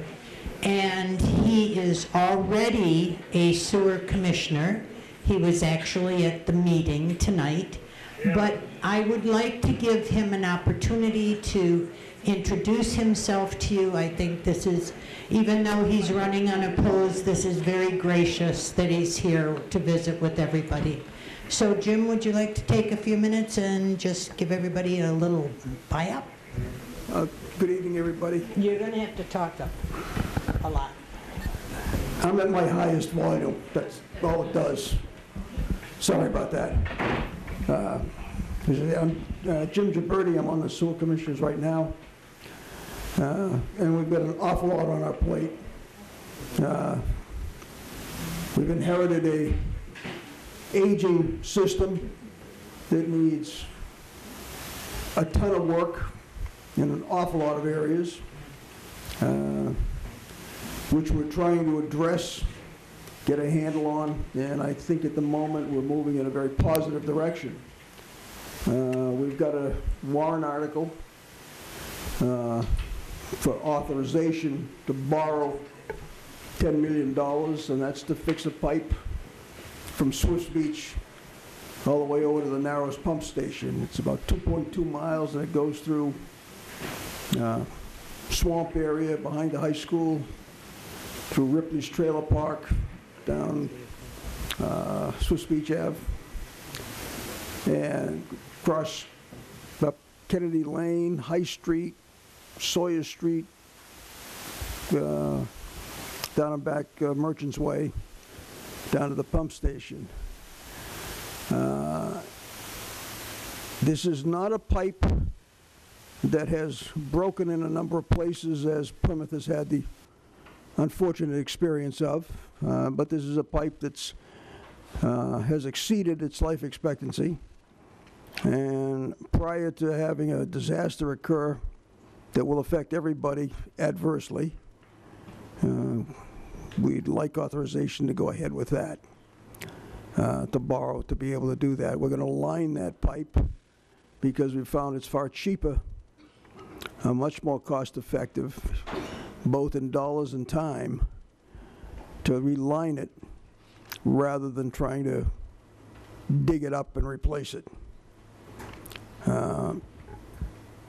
Plus, digging it up and replacing it means getting involved with EPA and a number of other coastal entities in order to get approvals to even dig and do it. You know, it's been a challenging position. I certainly would like to continue on with the work that we've been doing. I don't know, there's not much else I can say. It's been, you know, some people say I belong on the committee because we can fill in the blank on that one. Don't laugh, Charlie.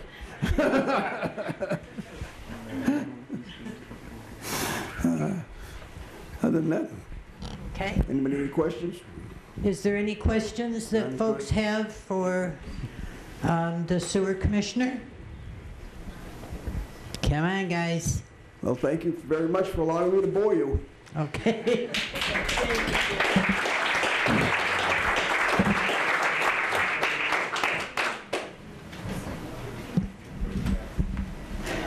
Do you want to take 5? Okay. We're going to take 5, and there are non-alcoholic beverages that you can purchase at the, well, it's now a soda fountain kind of thing. And we'll be back in about 5 minutes. Well, good evening, everybody, and thank you for joining us tonight. Before I even start, I just want to thank the Onset Protective League for hosting this and any other organizers that are here. These are great settings to meet multiple committees. It's not too often in one night you get to talk to a whole variety of folks out here.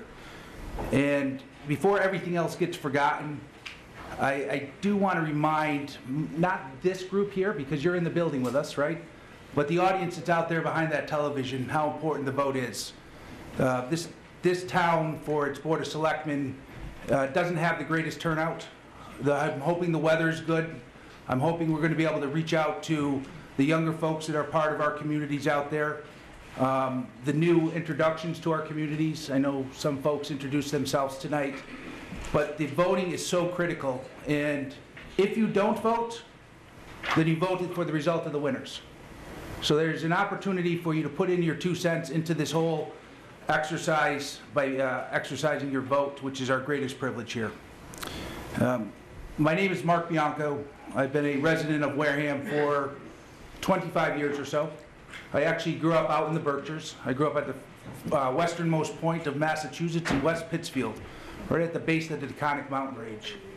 I grew up in a family of primarily civil servants, police officers, city workers, very much a blue-collar family, middle class.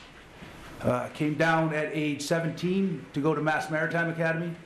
I attended Massachusetts Maritime Academy. Upon graduation, I took my commission in the United States Naval Reserve, which I still hold today, so that's the longest of my careers, 25 years so far. I've had the opportunity to travel around the world, 48 countries or so. Contribution and community has always been part of my upbringing and is how I've lived here in Wareham for the last 25 years. When my sons were young, you know, my involvement in the community was mainly soccer at Deacon's Elementary School, right? Playing kickball. As a young father, when the boys were born, I have 2 sons. They're both in their early 20s now. I participated on the zoning board here in town. Today, I participate in the planning board. But somewhere in the time frame in between, the 15 years or so, I stayed actively in the conversation about what was happening in Wareham. And that's mainly due to my in-laws. My father was active in the town hall as the health inspector, so it was a daily conversation with him in the direction of this town. And though life got in the way, I did keep my ear to the floor and I paid attention to what's going on in the town. Why I'm sitting here today in front of you is I feel there are so many critical decisions that get made in the next short window of time, and I'm saying in the next 6 to 12 months. The decisions in the next 6 to 12 months will dictate the next 30 years. If you've been lifelong residents of multiple generations in this town, think about the decisions that were made 20 years ago and see if those are still the legacy issues and the challenges that we're dealing with today. I agree with some of the members of the Education Board. A fresh set of eyes is good. I'm trying to look at this from a very high level in how the community operates together. Today, I live in our community, I work in our community, and I run a business in our community with my wife. My day starts out in West Wareham when I leave my home at 5 o'clock in the morning, and I drive the route through our town to our business in East Wareham. And as I travel back and forth, I intentionally take different routes so that I can look at the development of the town and the community and how we're working together. This has been a bit of a journey for me over the last couple months. It's been an education. I think things that I recognize is who is representing us for leadership within our town. I applaud all the volunteers that sit on committees. I applaud all the elected officials that are here in this community. They're giving more than their share to get the job done. It is good to have different vision. It is good to have a fresh set of eyes. I think leadership matters. I think I have the leadership skills, both through education, experience as a resident in this town, as a business owner, through my military background. But I think I represent the major slice of the demographics here in town. What you would refer to as the sandwich generation. I'm somewhere in the middle of our demographics that say I'm 34 to 54 years old. And I'm sitting in front of you at 48 years old right now. I've educated my sons in the Wareham school system, though they did go to a parochial school because of our choice. I've been a product of the public school system. I am today making my living as an educator. I think we need to, A, identify our leaders. We need to identify what we are as a community. We need to capitalize on our location. We need to capitalize on the image that we see of ourselves and the image that the outside sees of us. And what are our values of our community? What do we really want for our families, our homes, and our businesses? 30 seconds. So I'd ask you to be patient with us. Tonight's getting long. The message I want to send to you is we need to change the narrative. We can't keep coming in front of you with a negative message. There are so many positive things about our community, so many things that we should be proud of. We just need to be led by the right folks to make the changes happen that are necessary to get us beyond tomorrow and into the next decade. Thank you. Mary.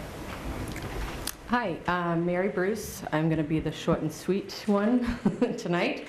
I'm a lifelong resident of Wareham, as is my husband Jim. I have 2 children. My daughter Carmen is out in Denver at school, and my son Zachary is a junior at Wareham High School. I have volunteered on, I can't even tell you how many different committees, boards, fundraisers, events. I've worked with a lot of you. I'm one of the founding members of Don't Trash Wareham. I'm currently the president of the Wareham Garden Club, and I serve on the Beach and Tourism Committee. I, in the past, was on the Council on Aging, and I'm just really excited and looking forward to getting involved with this board to really make some things happen. Thank you. Good evening, and thanks for coming here today. It's really a sacrifice for a lot of people to be able to take time out of their day from their families to come and listen to all of us. I'd like to thank WCTV, which has actually put this event on, and obviously the Onset Protectively. I think that there's 2 members left as of right now, unfortunately. And I'd like to say hello to Ann Campbell, who I don't believe is here tonight. I'm here basically to ask for your vote on April 3rd. My time in Wareham goes back to 1968. Sandy's family goes back to before God, which is about 1840s. She reminds me of that frequently. I started volunteering for the town of Wareham about 13 years ago, and have served on multiple boards, committees, and commissions, from Marine Resources as my first one to eventually Capital Planning Board. I chaired most of these committees. I've always believed that it is important to be part of your community, and that's how you do it, by volunteering. As a selectman, my experience at the local, regional, and state level is now needed more than ever in these fiscally tight times. Wareham needs an experienced advocate to bring on more funding, provide better transportation, grants, businesses, and beneficial legislation to our town.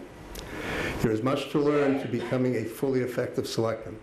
One needs to have a full understanding of Mass General Law, Home Rule Charter, bylaws, zoning bylaws. My previous term on the Board of Selectmen has given me the experience in working with these parameters to revise and create important changes and policies that have helped improve our town. For example, as a member of the Executive Board of the Plymouth County Advisory Board, I asked them how they could help the town. They had their own program for health insurance called the Mayflower Group. Their yearly cost increases were the lowest in the state. I was able to bring this program to our town administrator to review. Bottom line is he agreed to sign on. In the first year, we saved $600,000. We also fixed our healthcare trust fund that was basically broken, and the town would have basically, on the town side, I believe we had almost $2 million that we had to come up with to balance that actual budget itself. The next piece was we have what we call the OPEB. We have what they call unfunded liabilities. Every city and town in Massachusetts has those. At Wareham, I think we're at $68 million at one time. These are things for when people retire, etc. So again, Plymouth County came up with what they call a PCOT program. They are able to invest money and get a much better return than anybody else in the area, and we will be saving approximately by the end of this year $10 million of our liability. This will continue to grow to the point that we will eventually become where we really won't have much of a debt at all. The reason for this is important is when you do your financial statements now, as of 2019, you have to show your unfunded liabilities.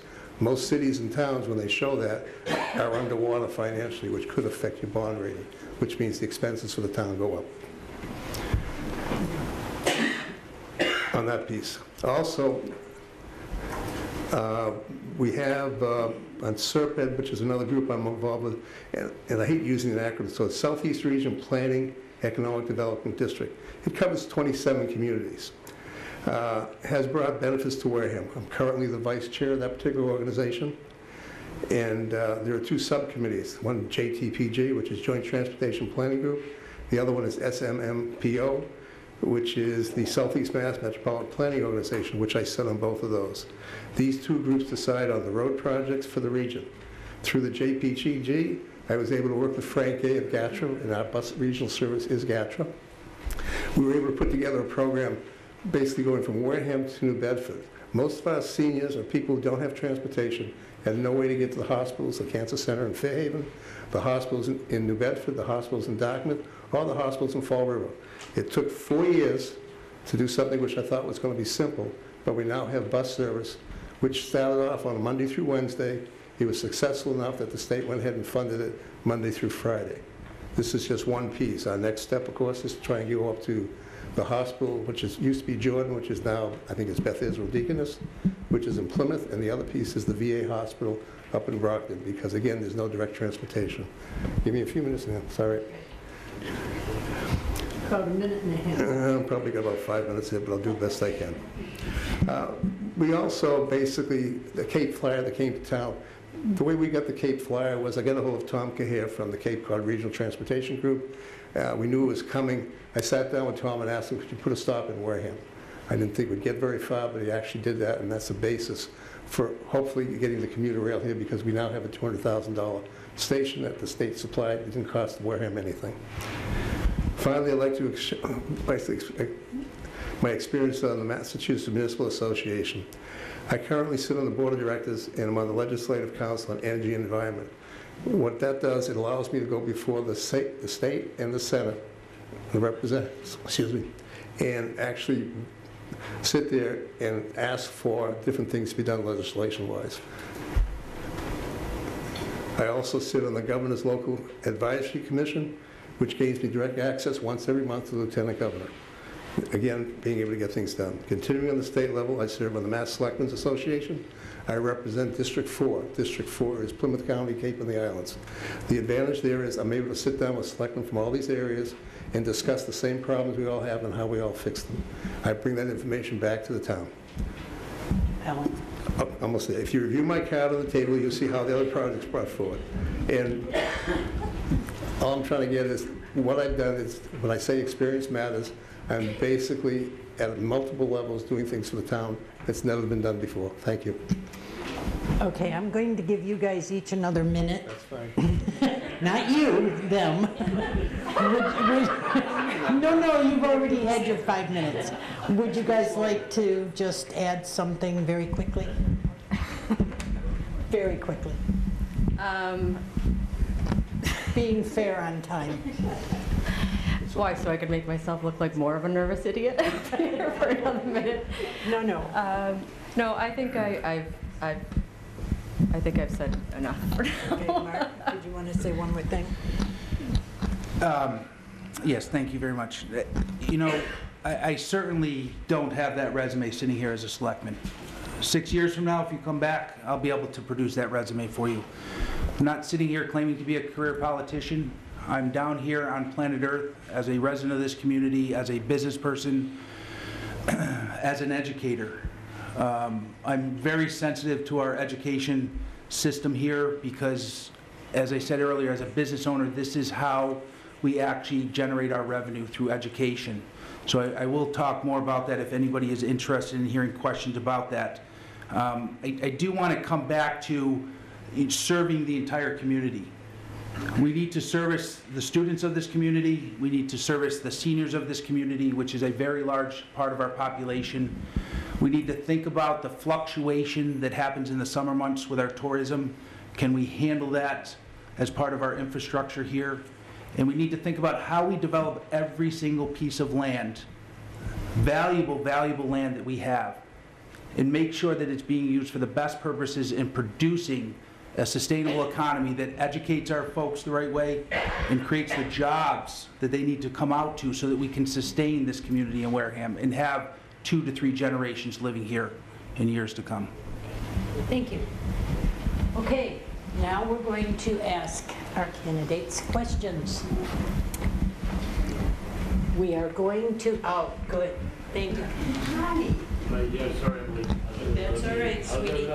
But I got these guys first, okay? I think you were. This on? Yes. I was fortunate enough to grow up in a city that has a famous fig cookie named after it. And I was a police officer there. My wife and I moved to Onset 3 years ago. We love it here. As a matter of fact, my wife's family has long ties to the community, having owned the old Hotel Onset across the street. My concerns are the infrastructure of this village. You can't walk around here at night without worrying about you're going to trip on a crooked sidewalk. There's the overhead street lights are broken. They've been out for years. The streets are strewn with potholes. And it's not just from this winter. Summer, winter, spring, or fall, they don't get filled. The streets haven't been paved. So my question is this to you folks. What support do you have for the village of Onset? This is the jewel of the community. This is the tourist destination of this town. And I personally believe that every nickel is being pumped out of this village through parking fees and so forth, just my own personal opinion, and our nickel is being fed back in to fix the things in this village that need to be fixed. Thank you very much. So, Mark, we'll start with you. Yes. Well, welcome to the community. And, you know, I do want to start with a positive message and say, yes, I think it is one of the jewels of this community. I think each village within Wareham has its own special traits to it. You know, if we drive into our town here, there's two pillars that say the gateway to Cape Cod. And we should, they're not there anymore? They're still there. Yeah, they're still there. All right, so, I thought there was a thief in the night here. Okay. Welcome to Cape Cod, right? I think population-wise, Onset proper is a big part of our population here. And we should be putting resources into both sustaining the year-round community that's here as well as the tourist community, which becomes the bread and butter for the majority of those 12 years. It's those peak months that make a difference here. There are some telltale signs. I think if we look at the unemployment, you know, throughout the villages here, Onset has one of the greater unemployment rates. We need to find ways to correct that. We also need to pay attention to its infrastructure. Of course, you know, just like every other New England town, if you look at all of the villages, this is a very old design that's here. So it's more difficult to correct a lot of the problems that are being brought up here this evening. Could we look at this from a more analytical perspective and take a look at the budget and how the distribution of money is being managed in the town? Absolutely. I think what we do need, and it's been echoed here a few times, is a lot of participation from the community. I can assure you, we don't drive government off of Facebook pages. We need you to show up at town meetings, we need you to show up at committee meetings so that there is this ongoing pressure to make change. Thank you. I agree. I love Onset, and I think this is a common problem in a lot of places. You go to New Bedford, it's the same problem. You know, in order to fix these things and keep the charm of the village, it's costly, and you're going to hear me say the word revenue a lot. We need more revenue. There's a lot of things that we need to do around here. There's a lot of things that we need to fix, but we need money to do that.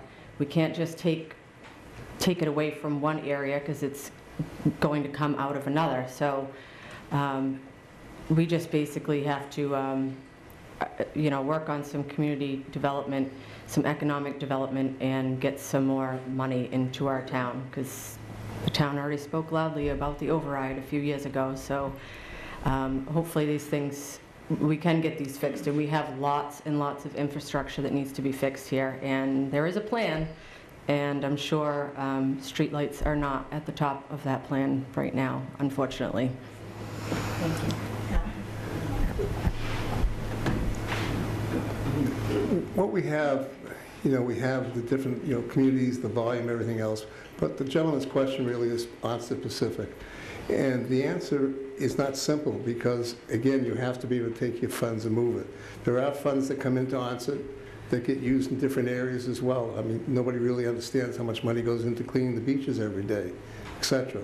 It's not that we don't want to do it. The problem is we have to basically prioritize and basically stretch that money as best we can. Are there plans to redo the lights and change them around? Yes. Are there plans to do the sidewalks? Absolutely.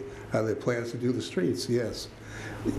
And I don't want to come out as being, you know, well, it's not going to happen. The biggest problem we have is that when we talk about revenue and we fix roads, sidewalks, that money comes out of a fund that comes from the state. The state is underfunding the cities and towns of Massachusetts at approximately the rate of $400 million a year. So we never catch up, we're always behind. We have projects that are 4 and 5 years old on the book still that haven't been done. I'll say this, if you grease the squeaky wheel and you make a lot of noise, things might happen easier. I find that the citizens in Wareham make some noise, but they don't get together as a group and help the selectmen push through things that need to get done.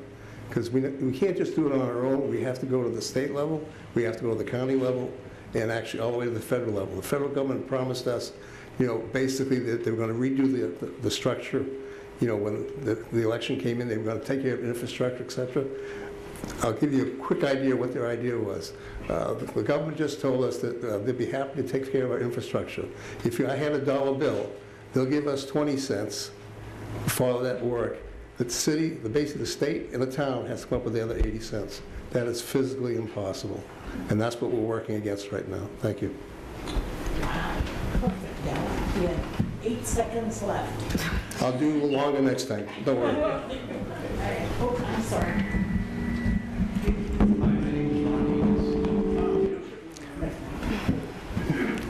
Killed that. Or something, I don't know.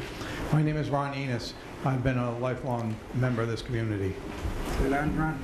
It's on. It is on. Hello? There we go. You're good. I'm going to sing now. Please don't. Yeah, please don't.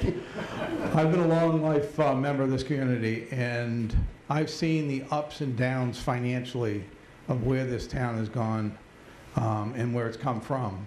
Over the last 8 years, I think we've made some significant strides in that regard.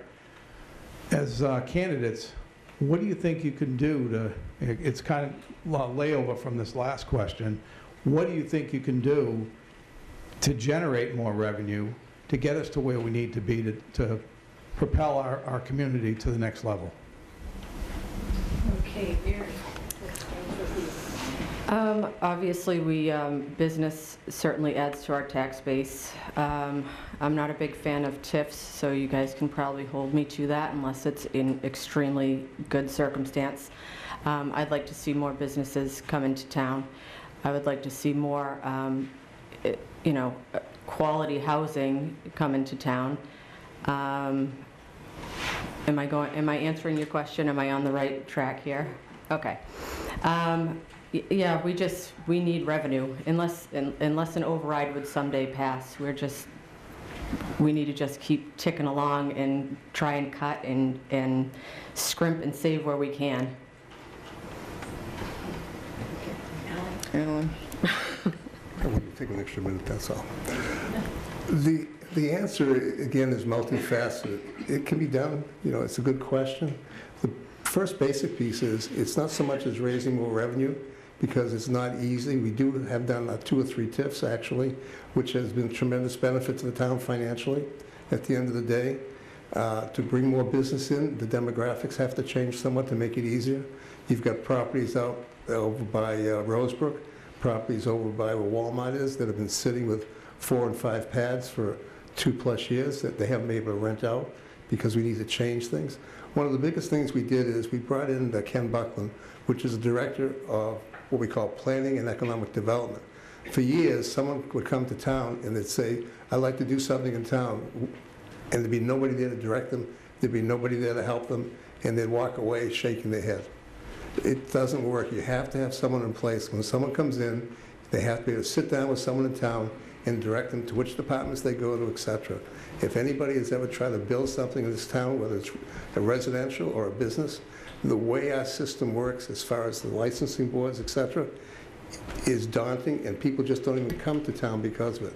One of the critical things that Mr. Buckland is working on is to streamline the process of getting business in here, getting a permit done, and getting them out of here in 180 days or less.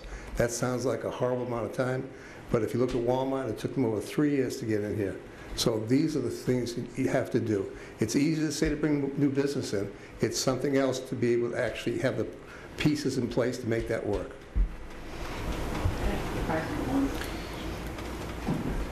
Without a doubt, if you've been at the current committee meetings and you're looking at the shortfalls in the budget, we are red in several areas here. We have to be very selective, again, on the businesses we bring in. It's not an exercise of we have a piece of land, bring a business in. We need to look at what those businesses do for the community. All of the development in West Wareham has been fantastic. It's great that we have a lot of fast food, we have a lot of department stores. What did it actually contribute to the bottom line? It will take years before we actually see that return, but on this current cycle, the number's about $400,000 for a lot of community disruption. What I really want to focus on are the types of businesses that we bring in. If we look at the employment spectrum here in town, we have a good percentage of our community that's employed in the healthcare industry.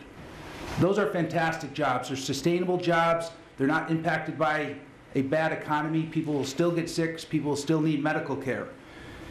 Another big segment of our employment is in retail. These are very valuable jobs as well. right? This was a community that thrives on retail.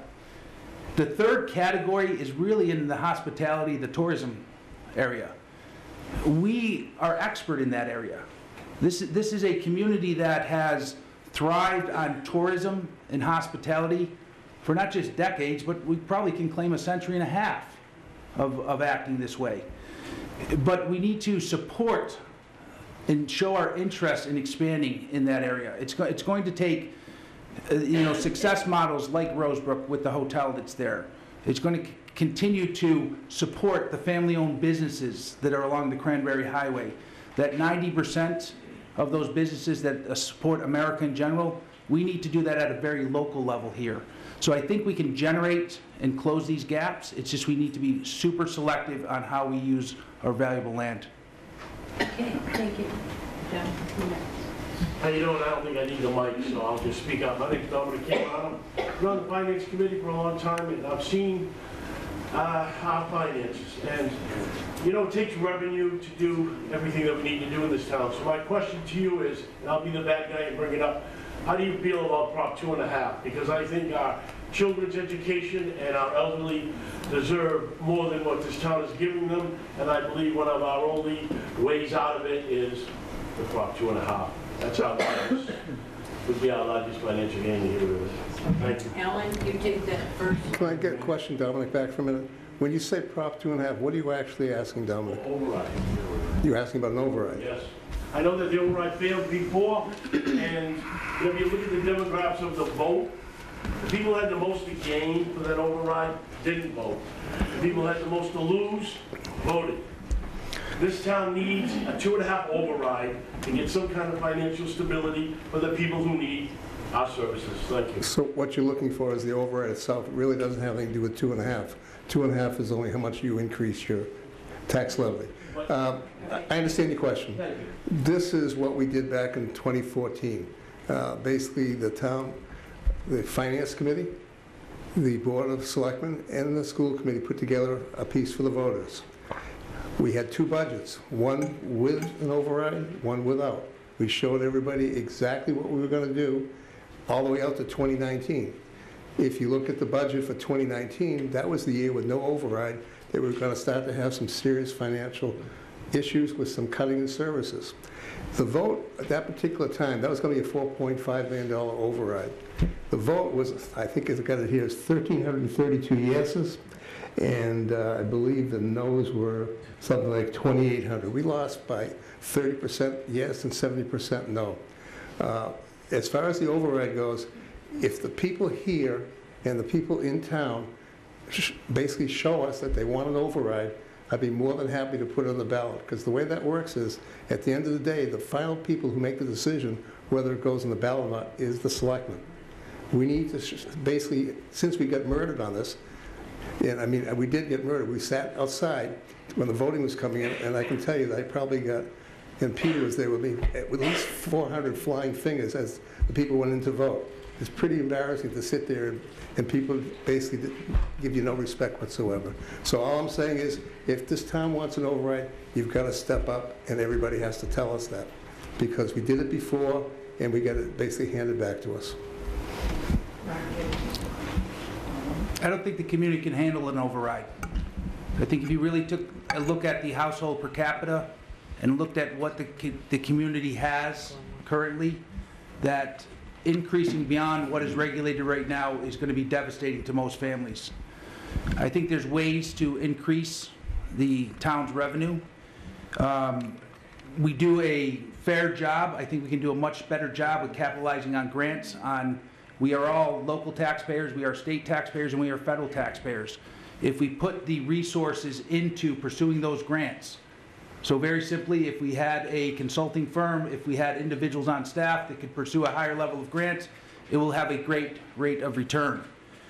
If we assist in regional activities to try to capitalize on funding at a regional level and a state level, it will generate more dollars into our system. If we focus on the permitting processes and the enforcement in this town, it will generate revenue. We need to create the positions that will bring these dollars into the system. This combined with what we do and how we choose our businesses and how we develop our communities in our new homes, it will eventually raise that tax levy up. It can't happen with the existing structure it's been in place for decades right now. We need to be thinking into the future on what we want the community to develop into. This is why I'm saying that the decisions that you make tonight on who you're going to vote for, the decisions that you make in 12 months on who you're going to vote for when this panel changes, will dictate the 10 years in front of you, the 20 years in front of you, the 30 years in front of you. Thank you. I did a lot of work holding signs and trying to get all my friends to go out and vote yes on the Prop 2.5 override a few years ago. And when we were standing out at Town Hall holding our yes signs, and people came out with their no signs and were not very nice. People were very upset about this, and we'd been warned for years that we were running out of money, we had retirees, you know, things are just building, and I couldn't understand, like, do people think that we're kidding? Like, it's not gonna get bad? And that was a really sad night when that didn't pass, because we started feeling it the day after.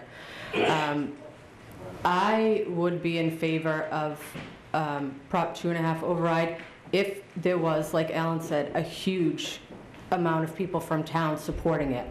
I can't say whether that's gonna happen soon or 10 years from now. I don't know how badly people have to feel it before they get serious about it, but I wouldn't support doing it right now. I would in the future if a lot of people really stepped up. I mean, sometimes what was our last selectmen's election? We had like 300 people come out and vote. That's just sad. So I hope I answered your question. Thank you. Thank you. We'll go over here, and then here, and then...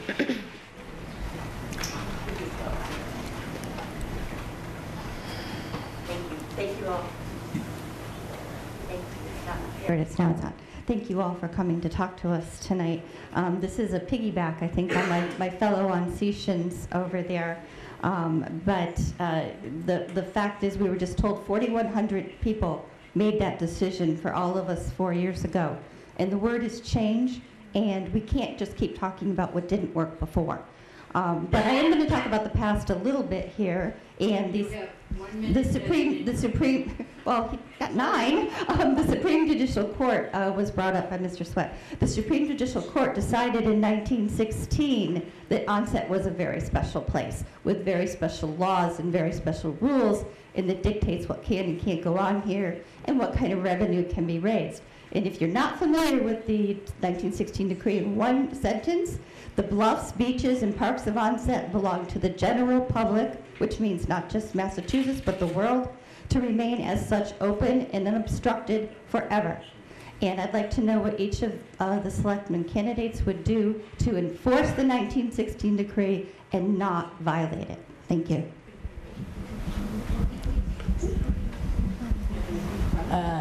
Who started the last round?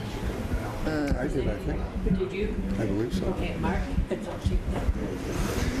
So I just want to make sure that I'm clear. What you currently believe is there is an obstruction to those public ways? Okay. I can clarify the question, but the question is, what would you do to not violate the 1916 decree? Because you're asking me, yes, there have been a number of violations by the town and other groups, including paving, Shell Point, charging for parking, all of these things violate the decree. I'm sorry, Lisa, but we have 2 candidates that I do not believe are up on the 1916 decree to a point where it is fair that they are asked to discuss it. So, yes. Unless they feel that they are competent to answer the question. It's a tough question. It's really a bad question. Mark, Mary. Well, honestly speaking, I'm not familiar with it, and I think there's as much as I'd like to be educated on it, I think we should move forward to another question, and I will personally follow up and give you some feedback once I'm better educated. Yes. I have to be fair to all the candidates. Just, I'll make a real quick statement. Unfortunately, No, Alan, I'm sorry, you All right, cannot just address one that second. question. never mind. You What? guys can all talk about it afterwards, but, No problem. okay. I'll give a seminar. No, you won't. Okay, well, that's the OPL's attorney That's who right. happened to write an opinion paper on it, so. I'm David. Is it on, David? No. Now, it's a little button to switch it. Hi, I'm Dave Evans from Onset, and I know where that money is sitting that we didn't get with the override a few years ago. The Globe did a study I have copies of a few years ago that showed how much money goes to the state for lottery and where it gets distributed. It's a lot like the education money that goes to Weston and doesn't go to us. And if we got the money that gets put into the lottery from Wareham, we'd get another $4 million a year.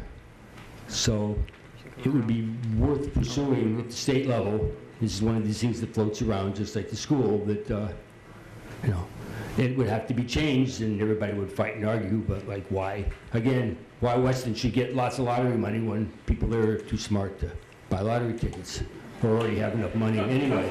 So would you guys on the Board of Selectmen like to work the legislators in trying to get the lottery distribution rearranged? We do that. That's a good question. Yeah, I know how to do it. Yeah, it's your turn. Oh, working things at a state level, these are big rocks to push uphill, for sure. I will tell you this, in general, I am in favor of fund allocation. One of my notes here tonight was on a recent issue that we're dealing with as a community, and that's the newly launched cannabis laws and how they're going to be handled in our community here. I think there was, I'm not quite sure why folks voted for it. It was because we wanted the convenience factor of getting to the product, or because we wanted the tax revenue that came from that. There's an opportunity to earmark some of the revenue that comes back, and I think it's a bit of a gamble and a roll of dice whether that even happens, considering at a federal level it's still not legal. So we have a lot of questions that are still unanswered. But if we were to take the allocation of some of that money, just like the lottery ticket, it's something we can control locally here, and try to accelerate some of the challenges that we have with our educational funds and getting the resources that those folks need in a much more expedited fashion, I think that type of allocation is great. I think the challenge with the lottery tickets is it would not just be a Wareham crusade. It's going to involve a tremendous amount of energy and resources that we may or may not have in this community. I can tell you myself, you know, can I represent as a voice of the community up on Beacon Hill for that effort if it was structured? I would absolutely echo in favor of grabbing some of those funds. To lead the crusade, I don't think that the town has the resources to go after that crusade themselves. So what we should focus on is what we can control locally, because the most important politics are our local politics. So let's think about how we're using our funds here today, and I'll be glad to address that offline some more. I guess my short answer would be yes. I would look forward to doing anything with my board that's going to promote and do well for Wareham. I enjoy this question because where people say we can't do it at the state level, again, being on the board of directors of the Municipal Association, we constantly lobby the state. We go up and we testify on all the different things, all the different fundings, etc. This particular issue you're talking about, Wareham disproportionately buys lottery tickets versus most of the state, as far as the numbers of people, how much money we put in. I've actually brought this particular subject up at the MMA, and we're looking to try and look at this to find a way how we can redistribute the money based on the actual contribution of the cities and towns. So the answer is yes, we're trying to do it. Yes, we are working on it. And I have that ability strictly because I'm in that position where I can lobby at the state level. Who has another question? I've been chastised for walking in front of the camera, so, okay. Just Does smile. somebody, yeah, would you guys handle that side of the room? Okay, good. Well, you have two people. All right. So, two questions. Hi, I'm Pete Dunlop. I'm chairman for the Council on Aging. Now, barring a 2.5 override, can you see how you can help out the library and possibly getting the seniors out of the basement of the multi-service center? Question. Me. Certainly, this is something that I'm very interested in. I love the library. That's why I dress up like a fool and make an idiot out of myself more than on a couple of occasions for the library fundraiser. The Council on Aging, I was on the board years ago. We had lots of problems then, and it still hasn't gotten better. Those are two very important things to me. For me, I would love to find a way to fix this, and I will work on it. Peter, thank you for the question. It's actually very appropriate. I have an announcement to make today. I've been working with the town administrator. I do a lot of budget work back and forth, and obviously with the library director, which is Mike McCovey. We've come up with a program so we can go ahead for this year to get the library recertified. We were going to be able to put approximately $320,000 into the budget. The Friends and the Foundation have a piece that they add to it. I believe the numbers that we worked on today, I apologize for this, is going to be the total operating income of $384,000 and actually $384,701.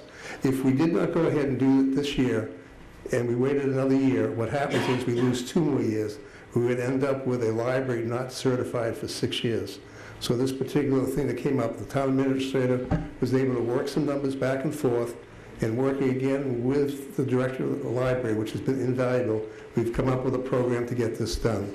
As far as the Council on Aging, we have $20,000 that we have in CETA money that we hope to funnel in. We might have another $10,000 available coming through as well. The town budget is a moving thing. As we keep going through each piece of the budget, we find money we can move somewhere or delay and do other things. And as an idea, just so you understand, on the Council on Aging, we have these pieces. You also have a piece which really has nothing to do with the town. The YMCA said they would like to step up and be more active in the town. It's been in the newspaper. This is strictly a Y project. It's not a town project. They want to build a rec room for the seniors only. They want to build a full kitchen for the seniors. How that's going to work, I don't know, except they asked me to be a facilitator for it, but the town's not involved with it. And again, on the library thing itself, we have $100,000 for the medical marijuana facility.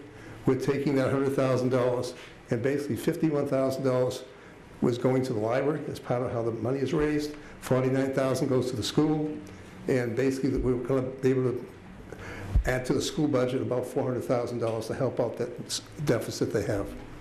Thank you. Alan, great job.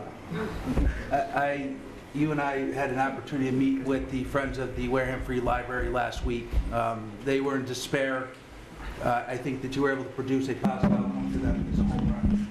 I want those folks to also know that their message was not unheard. I had met with the town administrator this morning myself, and I expressed a deep concern on making sure that library got recertified.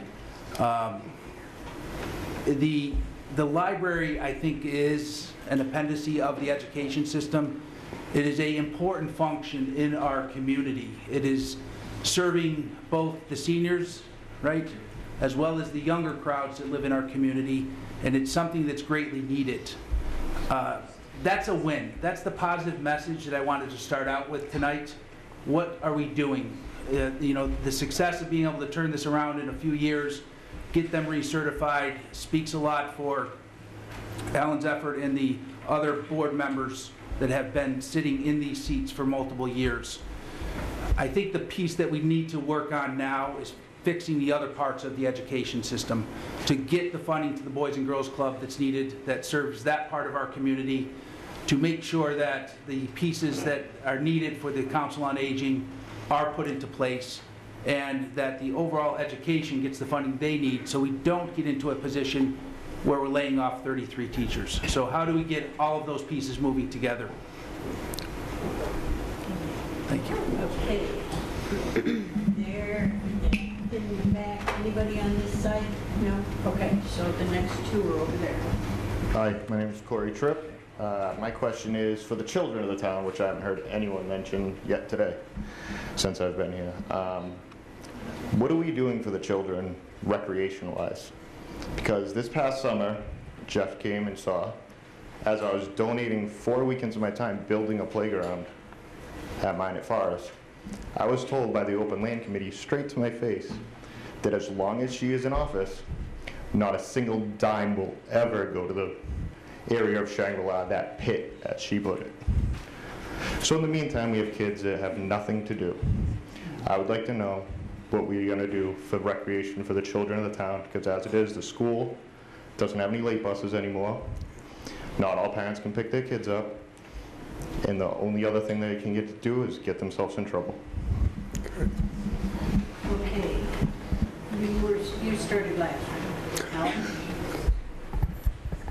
We have a moral and ethical responsibility to kids. It's already been mentioned that basically we get educated. Our parents did not pay for education. Probably the grandparents and people before them put the money that actually worked. So it is really incumbent upon us to take care of it. As far as the playgrounds go, there is a program, for redoing playgrounds. The only drawback to that program, which bothers me, is that we can only maintain so many playgrounds financially. But places like the Boys and Girls Club, the softball league, which is out that way, etc., provide some pieces, but they don't provide enough. We need to find ways to keep the kids occupied, and basically when you occupy them, you also educate them on how they work together, how they deal with just life's issues. So your question is a good one. I don't have a solid answer for how we finish it, but we have some pieces in place we're trying to make happen. Just a quick follow-up. Can I follow up real quick on that? No. No? Sorry. Ask me later. You're not speaking to an individual, you're speaking to the office. Sorry. Mark, you're next. I just want to preface that by saying that I'm not privileged to all the inside workings of what's in place and what funding has been set. So, what's happened in the last 2 months, I probably have visibility. What's happened in the last 2 years, I don't have good visibility on such a micro. It's not a micro as small, but as a focused funding mechanism as the playgrounds. Again, this is part of our community. These are symbols like the library, right? Like the school system, like the American flag. Providing those outlets for our young residents is super critical to me. It was important to me as a father, right? Raising kids just in recent years to make sure that they had an outlet to go to. Very much like the question on onset, this is a very densely populated area up there. To make sure that the proportional allocation is made to the Shangri-La area would be one of my goals. That being said, as much as we want to fund and service every single area, some things will have to be sacrificed, but we can't sacrifice all of the areas that we consider under the umbrella of education. So family values are at the top of my list. Being a father and being able to take my sons to a public playground was very important to me. I want to be able to continue to offer those things to the community, and I'll just dip back one more time. There are opportunities every Tuesday night to speak up. It can't be these isolated opportunities where we're hearing this. It cannot be a Facebook page. We have to hear from the community, and I think Alan said it, the squeaky wheel, no, gets the grease, right? Is that the right one? Yeah. Okay. Squeaky wheel gets the grease. So I also will listen to you more on that issue. Thank you very much. That's a really good point. My son's a junior here, and he always says there's not much to do around here. When we were growing up, we had indoor soccer, we had bike tracks, we had a lot of stuff we made ourselves, but I know the playgrounds. Judy, the seat that I'm seeking, did a lot of work on the Lukey Playground, Oakdale Playground, and she's still currently going to be working on the Lopes Fields playground. We do have the Y, and access for kids getting over there isn't great. The coalition's going to be coming out with programs in the summer, lots of great programs for the kids for sailing and stuff, but yeah, we have to do more, and that's definitely a concern of mine, and I will be working on that. And just as an aside, if you want to speak to any of the candidates afterwards, they'll be perfectly willing to talk with you. Excuse me, Mayor. Come on, Ben.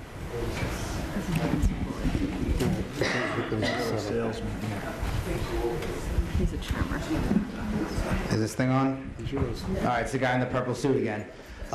First off, just as an individual, I'd like to thank this gentleman for putting in his time over the weekends to helping the kids.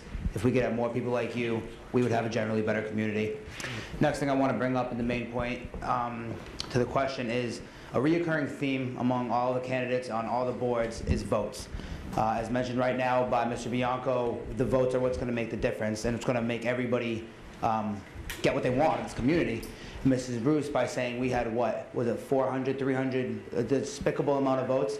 Look at this community. This is a large community, and everybody likes to say, yeah, we need more votes. We need more people to vote. That's great. A lot of questions are answered with what I think we should do, and what needs to be done is, well, I just want to know, what are you going to do to get younger people to vote, to get more people to vote? Not what needs to be done, what are you going to do to get more people to vote in this community? And just for clarification, explain who you are, please. My name is Benjamin Carl Bianco, and I'm the son of Mark Bianco. Thank you. Okay, just so y'all know, we're not hiding anything here. Whose turn is it to start? Mark's, right? No? Ellen or Mariette? You're supposed to be taking care of it. Yeah, I know. Yeah. Me? Okay, Mary, go ahead. I'm just going to continue to do my best to get people out to vote. Year after year, this is always a problem. It's always a struggle. It's tough. I mean, I text people in the morning, make sure you go out and vote, make sure you go out and vote, and really, unless it's like a presidential election year or something, it's tough. Everyone goes, oh yeah, well I went out there and voted on this, but they didn't. So hopefully they know I'll be standing out holding a sign, so hopefully when they drive by and give a toot or something, they'll know that I do know now that they actually did come out and vote. Hope that answers your question. Okay, Alan? This one is a fun one, mainly because what a selectman has to do is, we don't come in on a Tuesday, pick up a packet and vote on some stuff. It's a 7-day-a-week job. It's probably more hours than a regular full-time job, at least from my way of doing it. You have to go out to the community. You have to be involved with all the different organizations in town. You have to be able to walk around town and say hello to people. They know who you are, and you ask them to help and do things. If you sit there and don't engage, you'll never get people to do it. One of the biggest problems the town of Wareham has is communicating with the public of what's going on and how it's going on. I'd love to see some way of expanding what we do as far as the town website, at least putting out a blurb. I've threatened several times to actually do a bi-monthly column in the newspaper explaining what's going on at the state level, regional level, etc. I think it's really important that there's so many things out there. If you look at the blogs and you look at the information, and it's so far wrong and everything, it's obviously that people really don't understand how it works and why it works. If we could do that, I think we could solve a lot of issues. In business, I always found that the biggest drawback and the biggest reason businesses failed was a lack of communication. You could have a guy on the floor that's basically a janitor, I use that term, they don't use it anymore, who probably has some great ideas about how to run the business, because the people at the top level have no idea what's happening down below. So it is really critical to start communicating with the average person and ask them the questions. For a selectman, the last thing you want to do if you want to have a fun day is, how's things going, what's wrong? Because you're going to get blasted. But if you don't do that, you'll never learn. In the last year, I can guarantee you that I spoke to at least 1,000 people, that said we don't communicate well. When you hear that many times, you know you've got a problem. Thank you. You know, I think a little bit of what was stated here by Alan and a little bit with Mary and how do you reach out, but I really just want to flip this around and I want to talk to whatever the number is, if it's 300, 400, 600 people that are going to vote in this election, and to challenge you to reach out to others. This is a large, large job for us to sit here today. It consumes a lot of personal time, it consumes a lot of family time. But what I would hope for, whether they be young, in the middle, or the older crowd, is that they express their voice to their family and their friends in 6 degrees in any direction to say it's important that we have a representative sample of who's in front of us here today. 300 is not a representative sample. Should 10% be a representative sample? Maybe we're a little closer. That's 1,500. 20 is a better representative sample. I'm not sure I can put a personal touch on 20% of this community. So I need to ask for your help if I'm the right person to stand in front of you to get those votes out there. But most importantly is that the voice is heard moving forward for this vote and for future votes in our town. Thank you. Maybe we should have contests between the precincts. That's fine. You guys have no idea how awful it is to have 150 to 200 people show up in an entire election day. For those of us that do the elections, oh my God, it's awful. Right. It really is. No, you can't say anything. It's nothing to do with me at all. This is the only time I can say that to you. Anyway, all right, who else has questions? Okay, wait, 1 and then 2. Okay.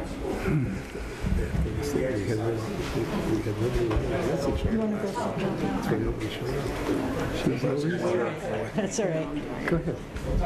Can we get some water? I'm upset, but go ahead.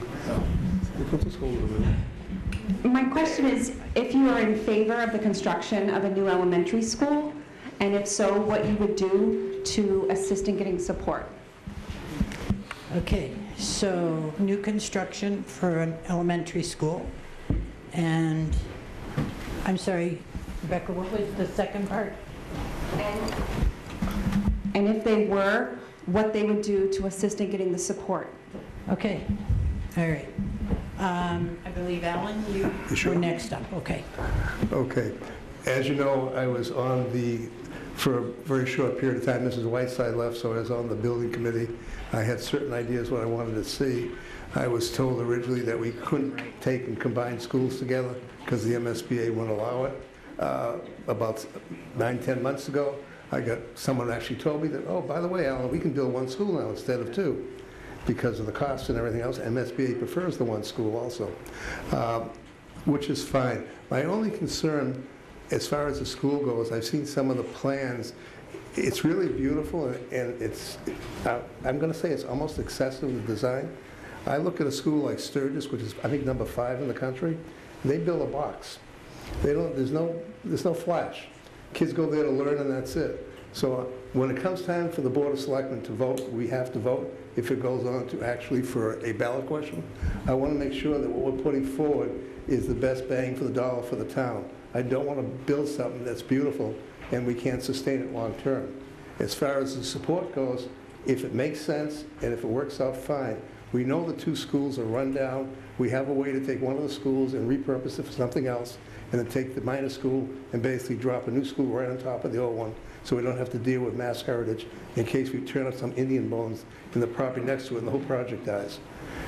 So, yes, it is okay as long as you do it financially responsible. I don't want to build a palace. I don't want to build a high school like South Plymouth, or like Newton, I think it was Newton North or Newton South was $260 million. It broke the bank of the state. That killed everybody after that. Thank you. Okay, Mark. So my feeling right now is, I think the question was, what's the plan B when your panel was up here? I can't say that I'm in absolute favor of a new school because it's not a guarantee right now. What I'm particularly concerned with right now is that we take an action forward in closing a school and consolidating resources, decreasing the quality of education. At the end of the day, we all know this. It's not the brick and mortar that produces the product here in the school system. The brick and mortar is important, right? But it's the quality, it's the love of those teachers that they spoke about up here that makes the difference. Do they need to have a safe place? They absolutely need to have a safe place.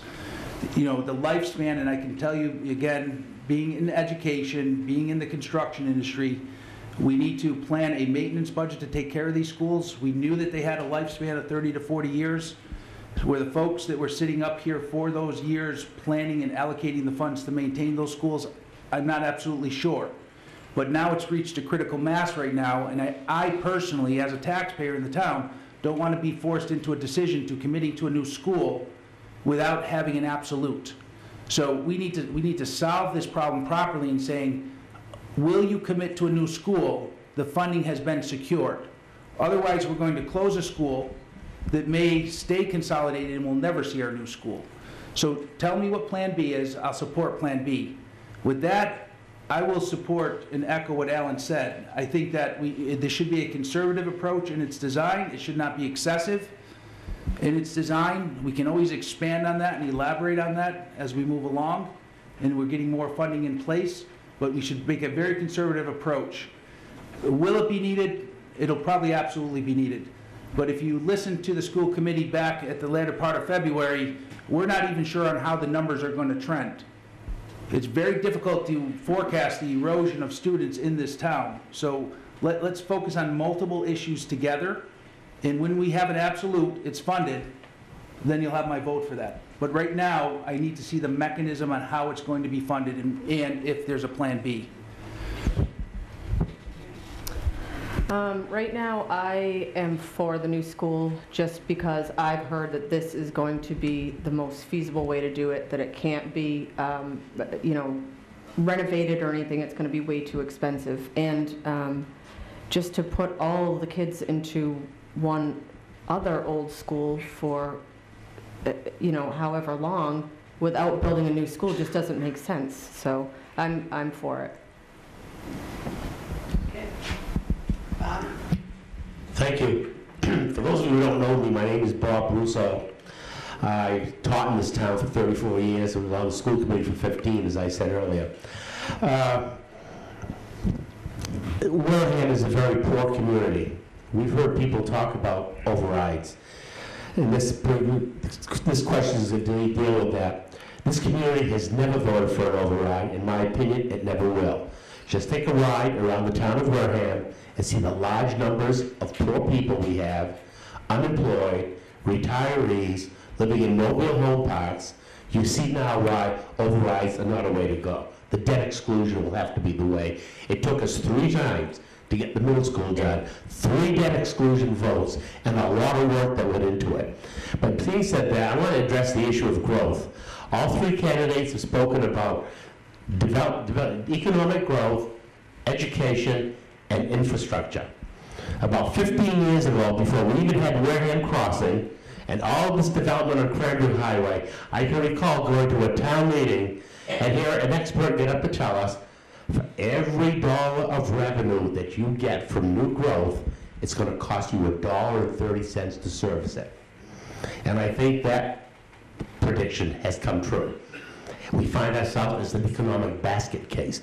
Those 3 issues, all 3 candidates have spoken about: education, infrastructure, and economic development. I'd like to have you to prioritize those 3. If you're elected as a selectman, what is your number 1, 2, and 3 priority, and where are you going to get the money? Okay, those are 2 distinct questions. We'll take the first half first, and I will allow the second half because it's part and parcel. So I have no idea where we are in this. Me neither. Alan. Okay. Yeah. Alan, you are up. Why don't you give me what the first half is? Say your 1, 2, and 3. What are you asking? Prioritize 3 issues that all 3 candidates have stated that I've read in the paper: business development, education, and infrastructure. Prioritize those 3 if you're elected. That's it for right now. That's it. Okay. It's a simple answer. You can't prioritize all 3. They all basically fall in with each other. If you don't work at all 3 at the same time, it's not going to work. You can't do one without the other because basically each piece interacts with each other. If you're going to try and do 1, 2, and 3, you're going to end up maybe getting to 1 and never getting to 2 and 3. It doesn't work. When we do this, we're doing all these things at the same time. Your town administrator, your basic director of planning and economic development, is not doing one piece at a time. We're doing multiple pieces. When you watch what's happening in town, there's a bunch of things happening at the same time. You know, and when Bob talked about the piece about, you know, an override, whatever, a school being built has to be a debt exclusion only. There's no such thing as an override for a school. Okay, Mark? I too agree there's a balance in how you approach these three things. I think if we're talking to this audience here today, priority number one should be infrastructure. The community has paid for where we exist today. It should have been budgeted, it should have been maintained, and it should have been planned progress all the way through this period that we're in right now. But the question is, how do you fund that infrastructure? I agree with you that the environment here is not conducive to an override, and I stated that earlier. I've also stated that planned growth is important.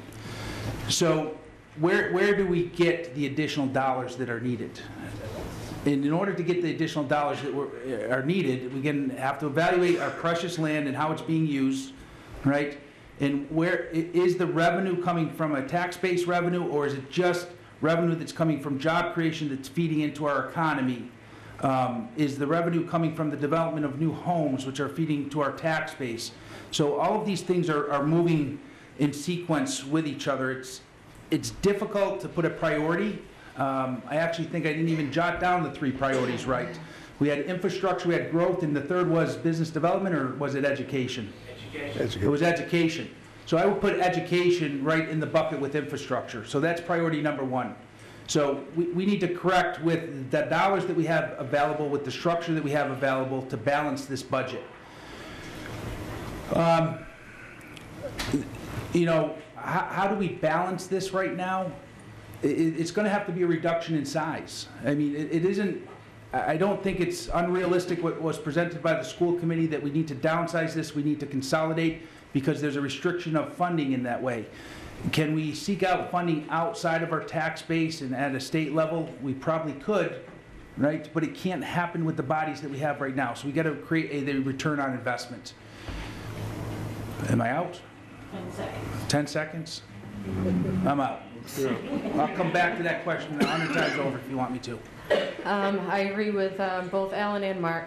We have to take care of all three. Well, Mark prioritized more than Alan did, but and as far as the funding and the revenue, we're just going to have to work with whoever comes here. I mean, I'm not going out to open up a business out on Cranberry Highway to bring in any tax money, so we'd have to see who's willing to come here and who wants to play with us, and just go from there, I guess.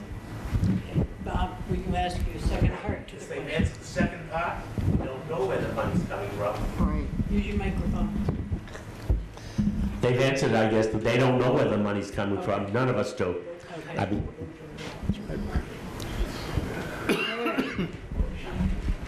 Who else would like to ask a question?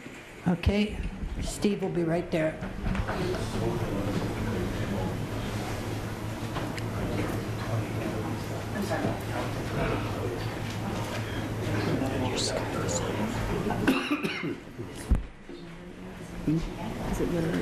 It feels like tomorrow.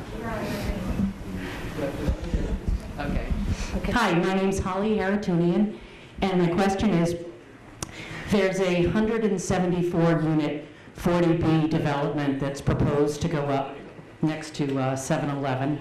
I'm very against this project, and I was wondering, are you against it or for it? I'll go first. Okay, I'm sorry, I don't mean to interrupt, but I hear an awful lot of chatter from the right side of the room. Shh. Oh wait, it's two selectmen. I was shushing. Yeah. Okay. Recall. Holly, thank you. All right, Mark's first, right? Yes. Okay, Mark. So let me preface this one by saying I had to make a choice when the open platform for discussion of 40B. It was either to go to the 40B discussion or to go to the educational committee discussion. Education was my top priority, so I chose to go to that. On the 40B issue, I don't have a solid answer for or against. What I do know is this. Our shortage of affordable housing is not something that popped up 3 weeks ago. This thing has probably been discussed every time you've listened to this board over the last 20 years. We knew the state was going to hold us accountable for 10%. The contractor came in, made the presentation to us. We're pretty much got a runaway train right now that we're going to have limited change on. So what we can do is try to make some reasonable requests and negotiations out of this process. Just like the changes on the Cranberry Highway, I think that the opportunity to have derailed the runaway train has come and went.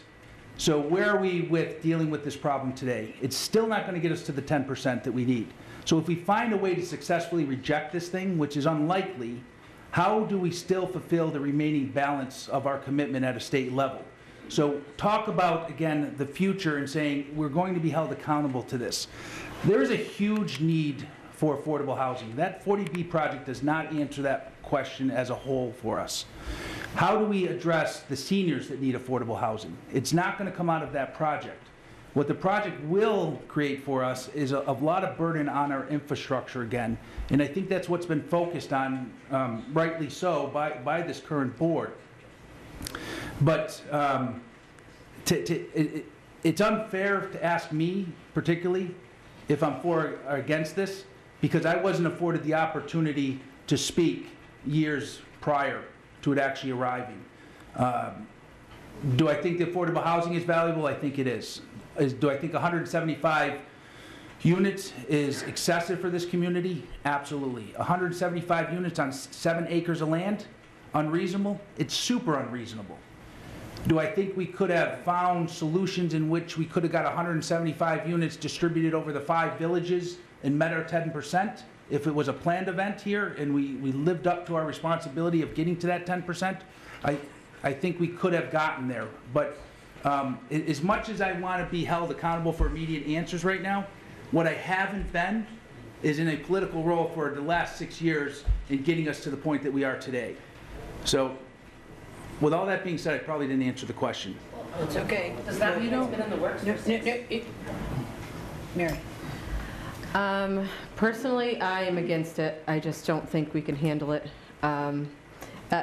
Someone said years ago that with this 10%, they just had the feeling that every time you get to the 10%, the state's going to be like Lucy with the football and just be like, well, now you got to do 12%.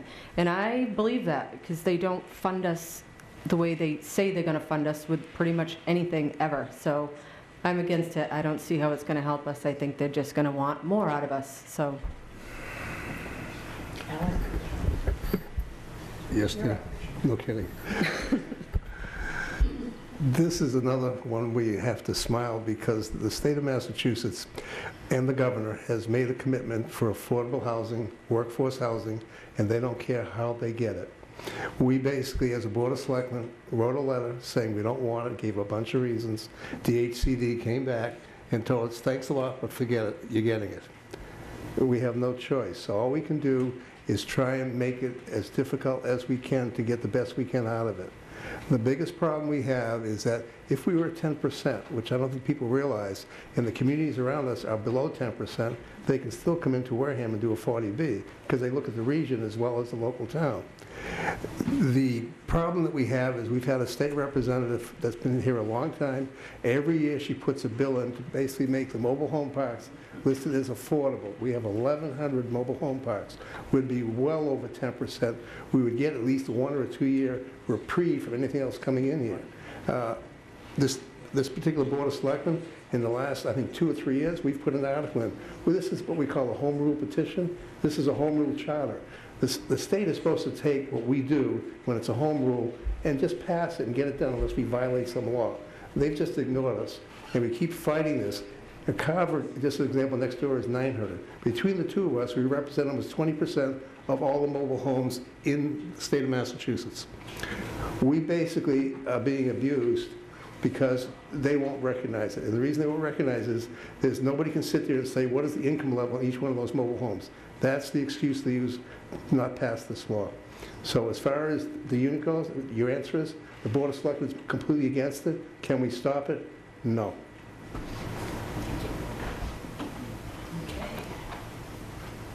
Another, oh, Jamie. Let me get you over here. Thank you, sweetie. Hello. Wareham did something really important recently, and I'm kind of nerdy, so I was probably particularly excited about it. We have a draft of a master plan for the first time in way too long. Basically, the master plan is a document that ensures that all officials, elected, appointed, hired, whatever, are working from a shared vision for the town. Is there something in the master plan, or what is in the master plan that you are particularly passionate about? And what do you see, if elected, is your role as one member of the Board of Selectmen in helping to implement that master plan? Of course I'm first. Why? Well, because we have two candidates that are not familiar with the master plan. But it's a public document that was. I got it right here. You got two that are familiar. Okay, all right. All right. One wrote it, I'm familiar with it. Okay, that's one of them you're familiar with. Okay. Mary, are you comfortable answering that question? No. Not right now. I'm sorry, Jamie. That's the rule. Okay. She can come ask us afterwards. No? Ask us afterwards.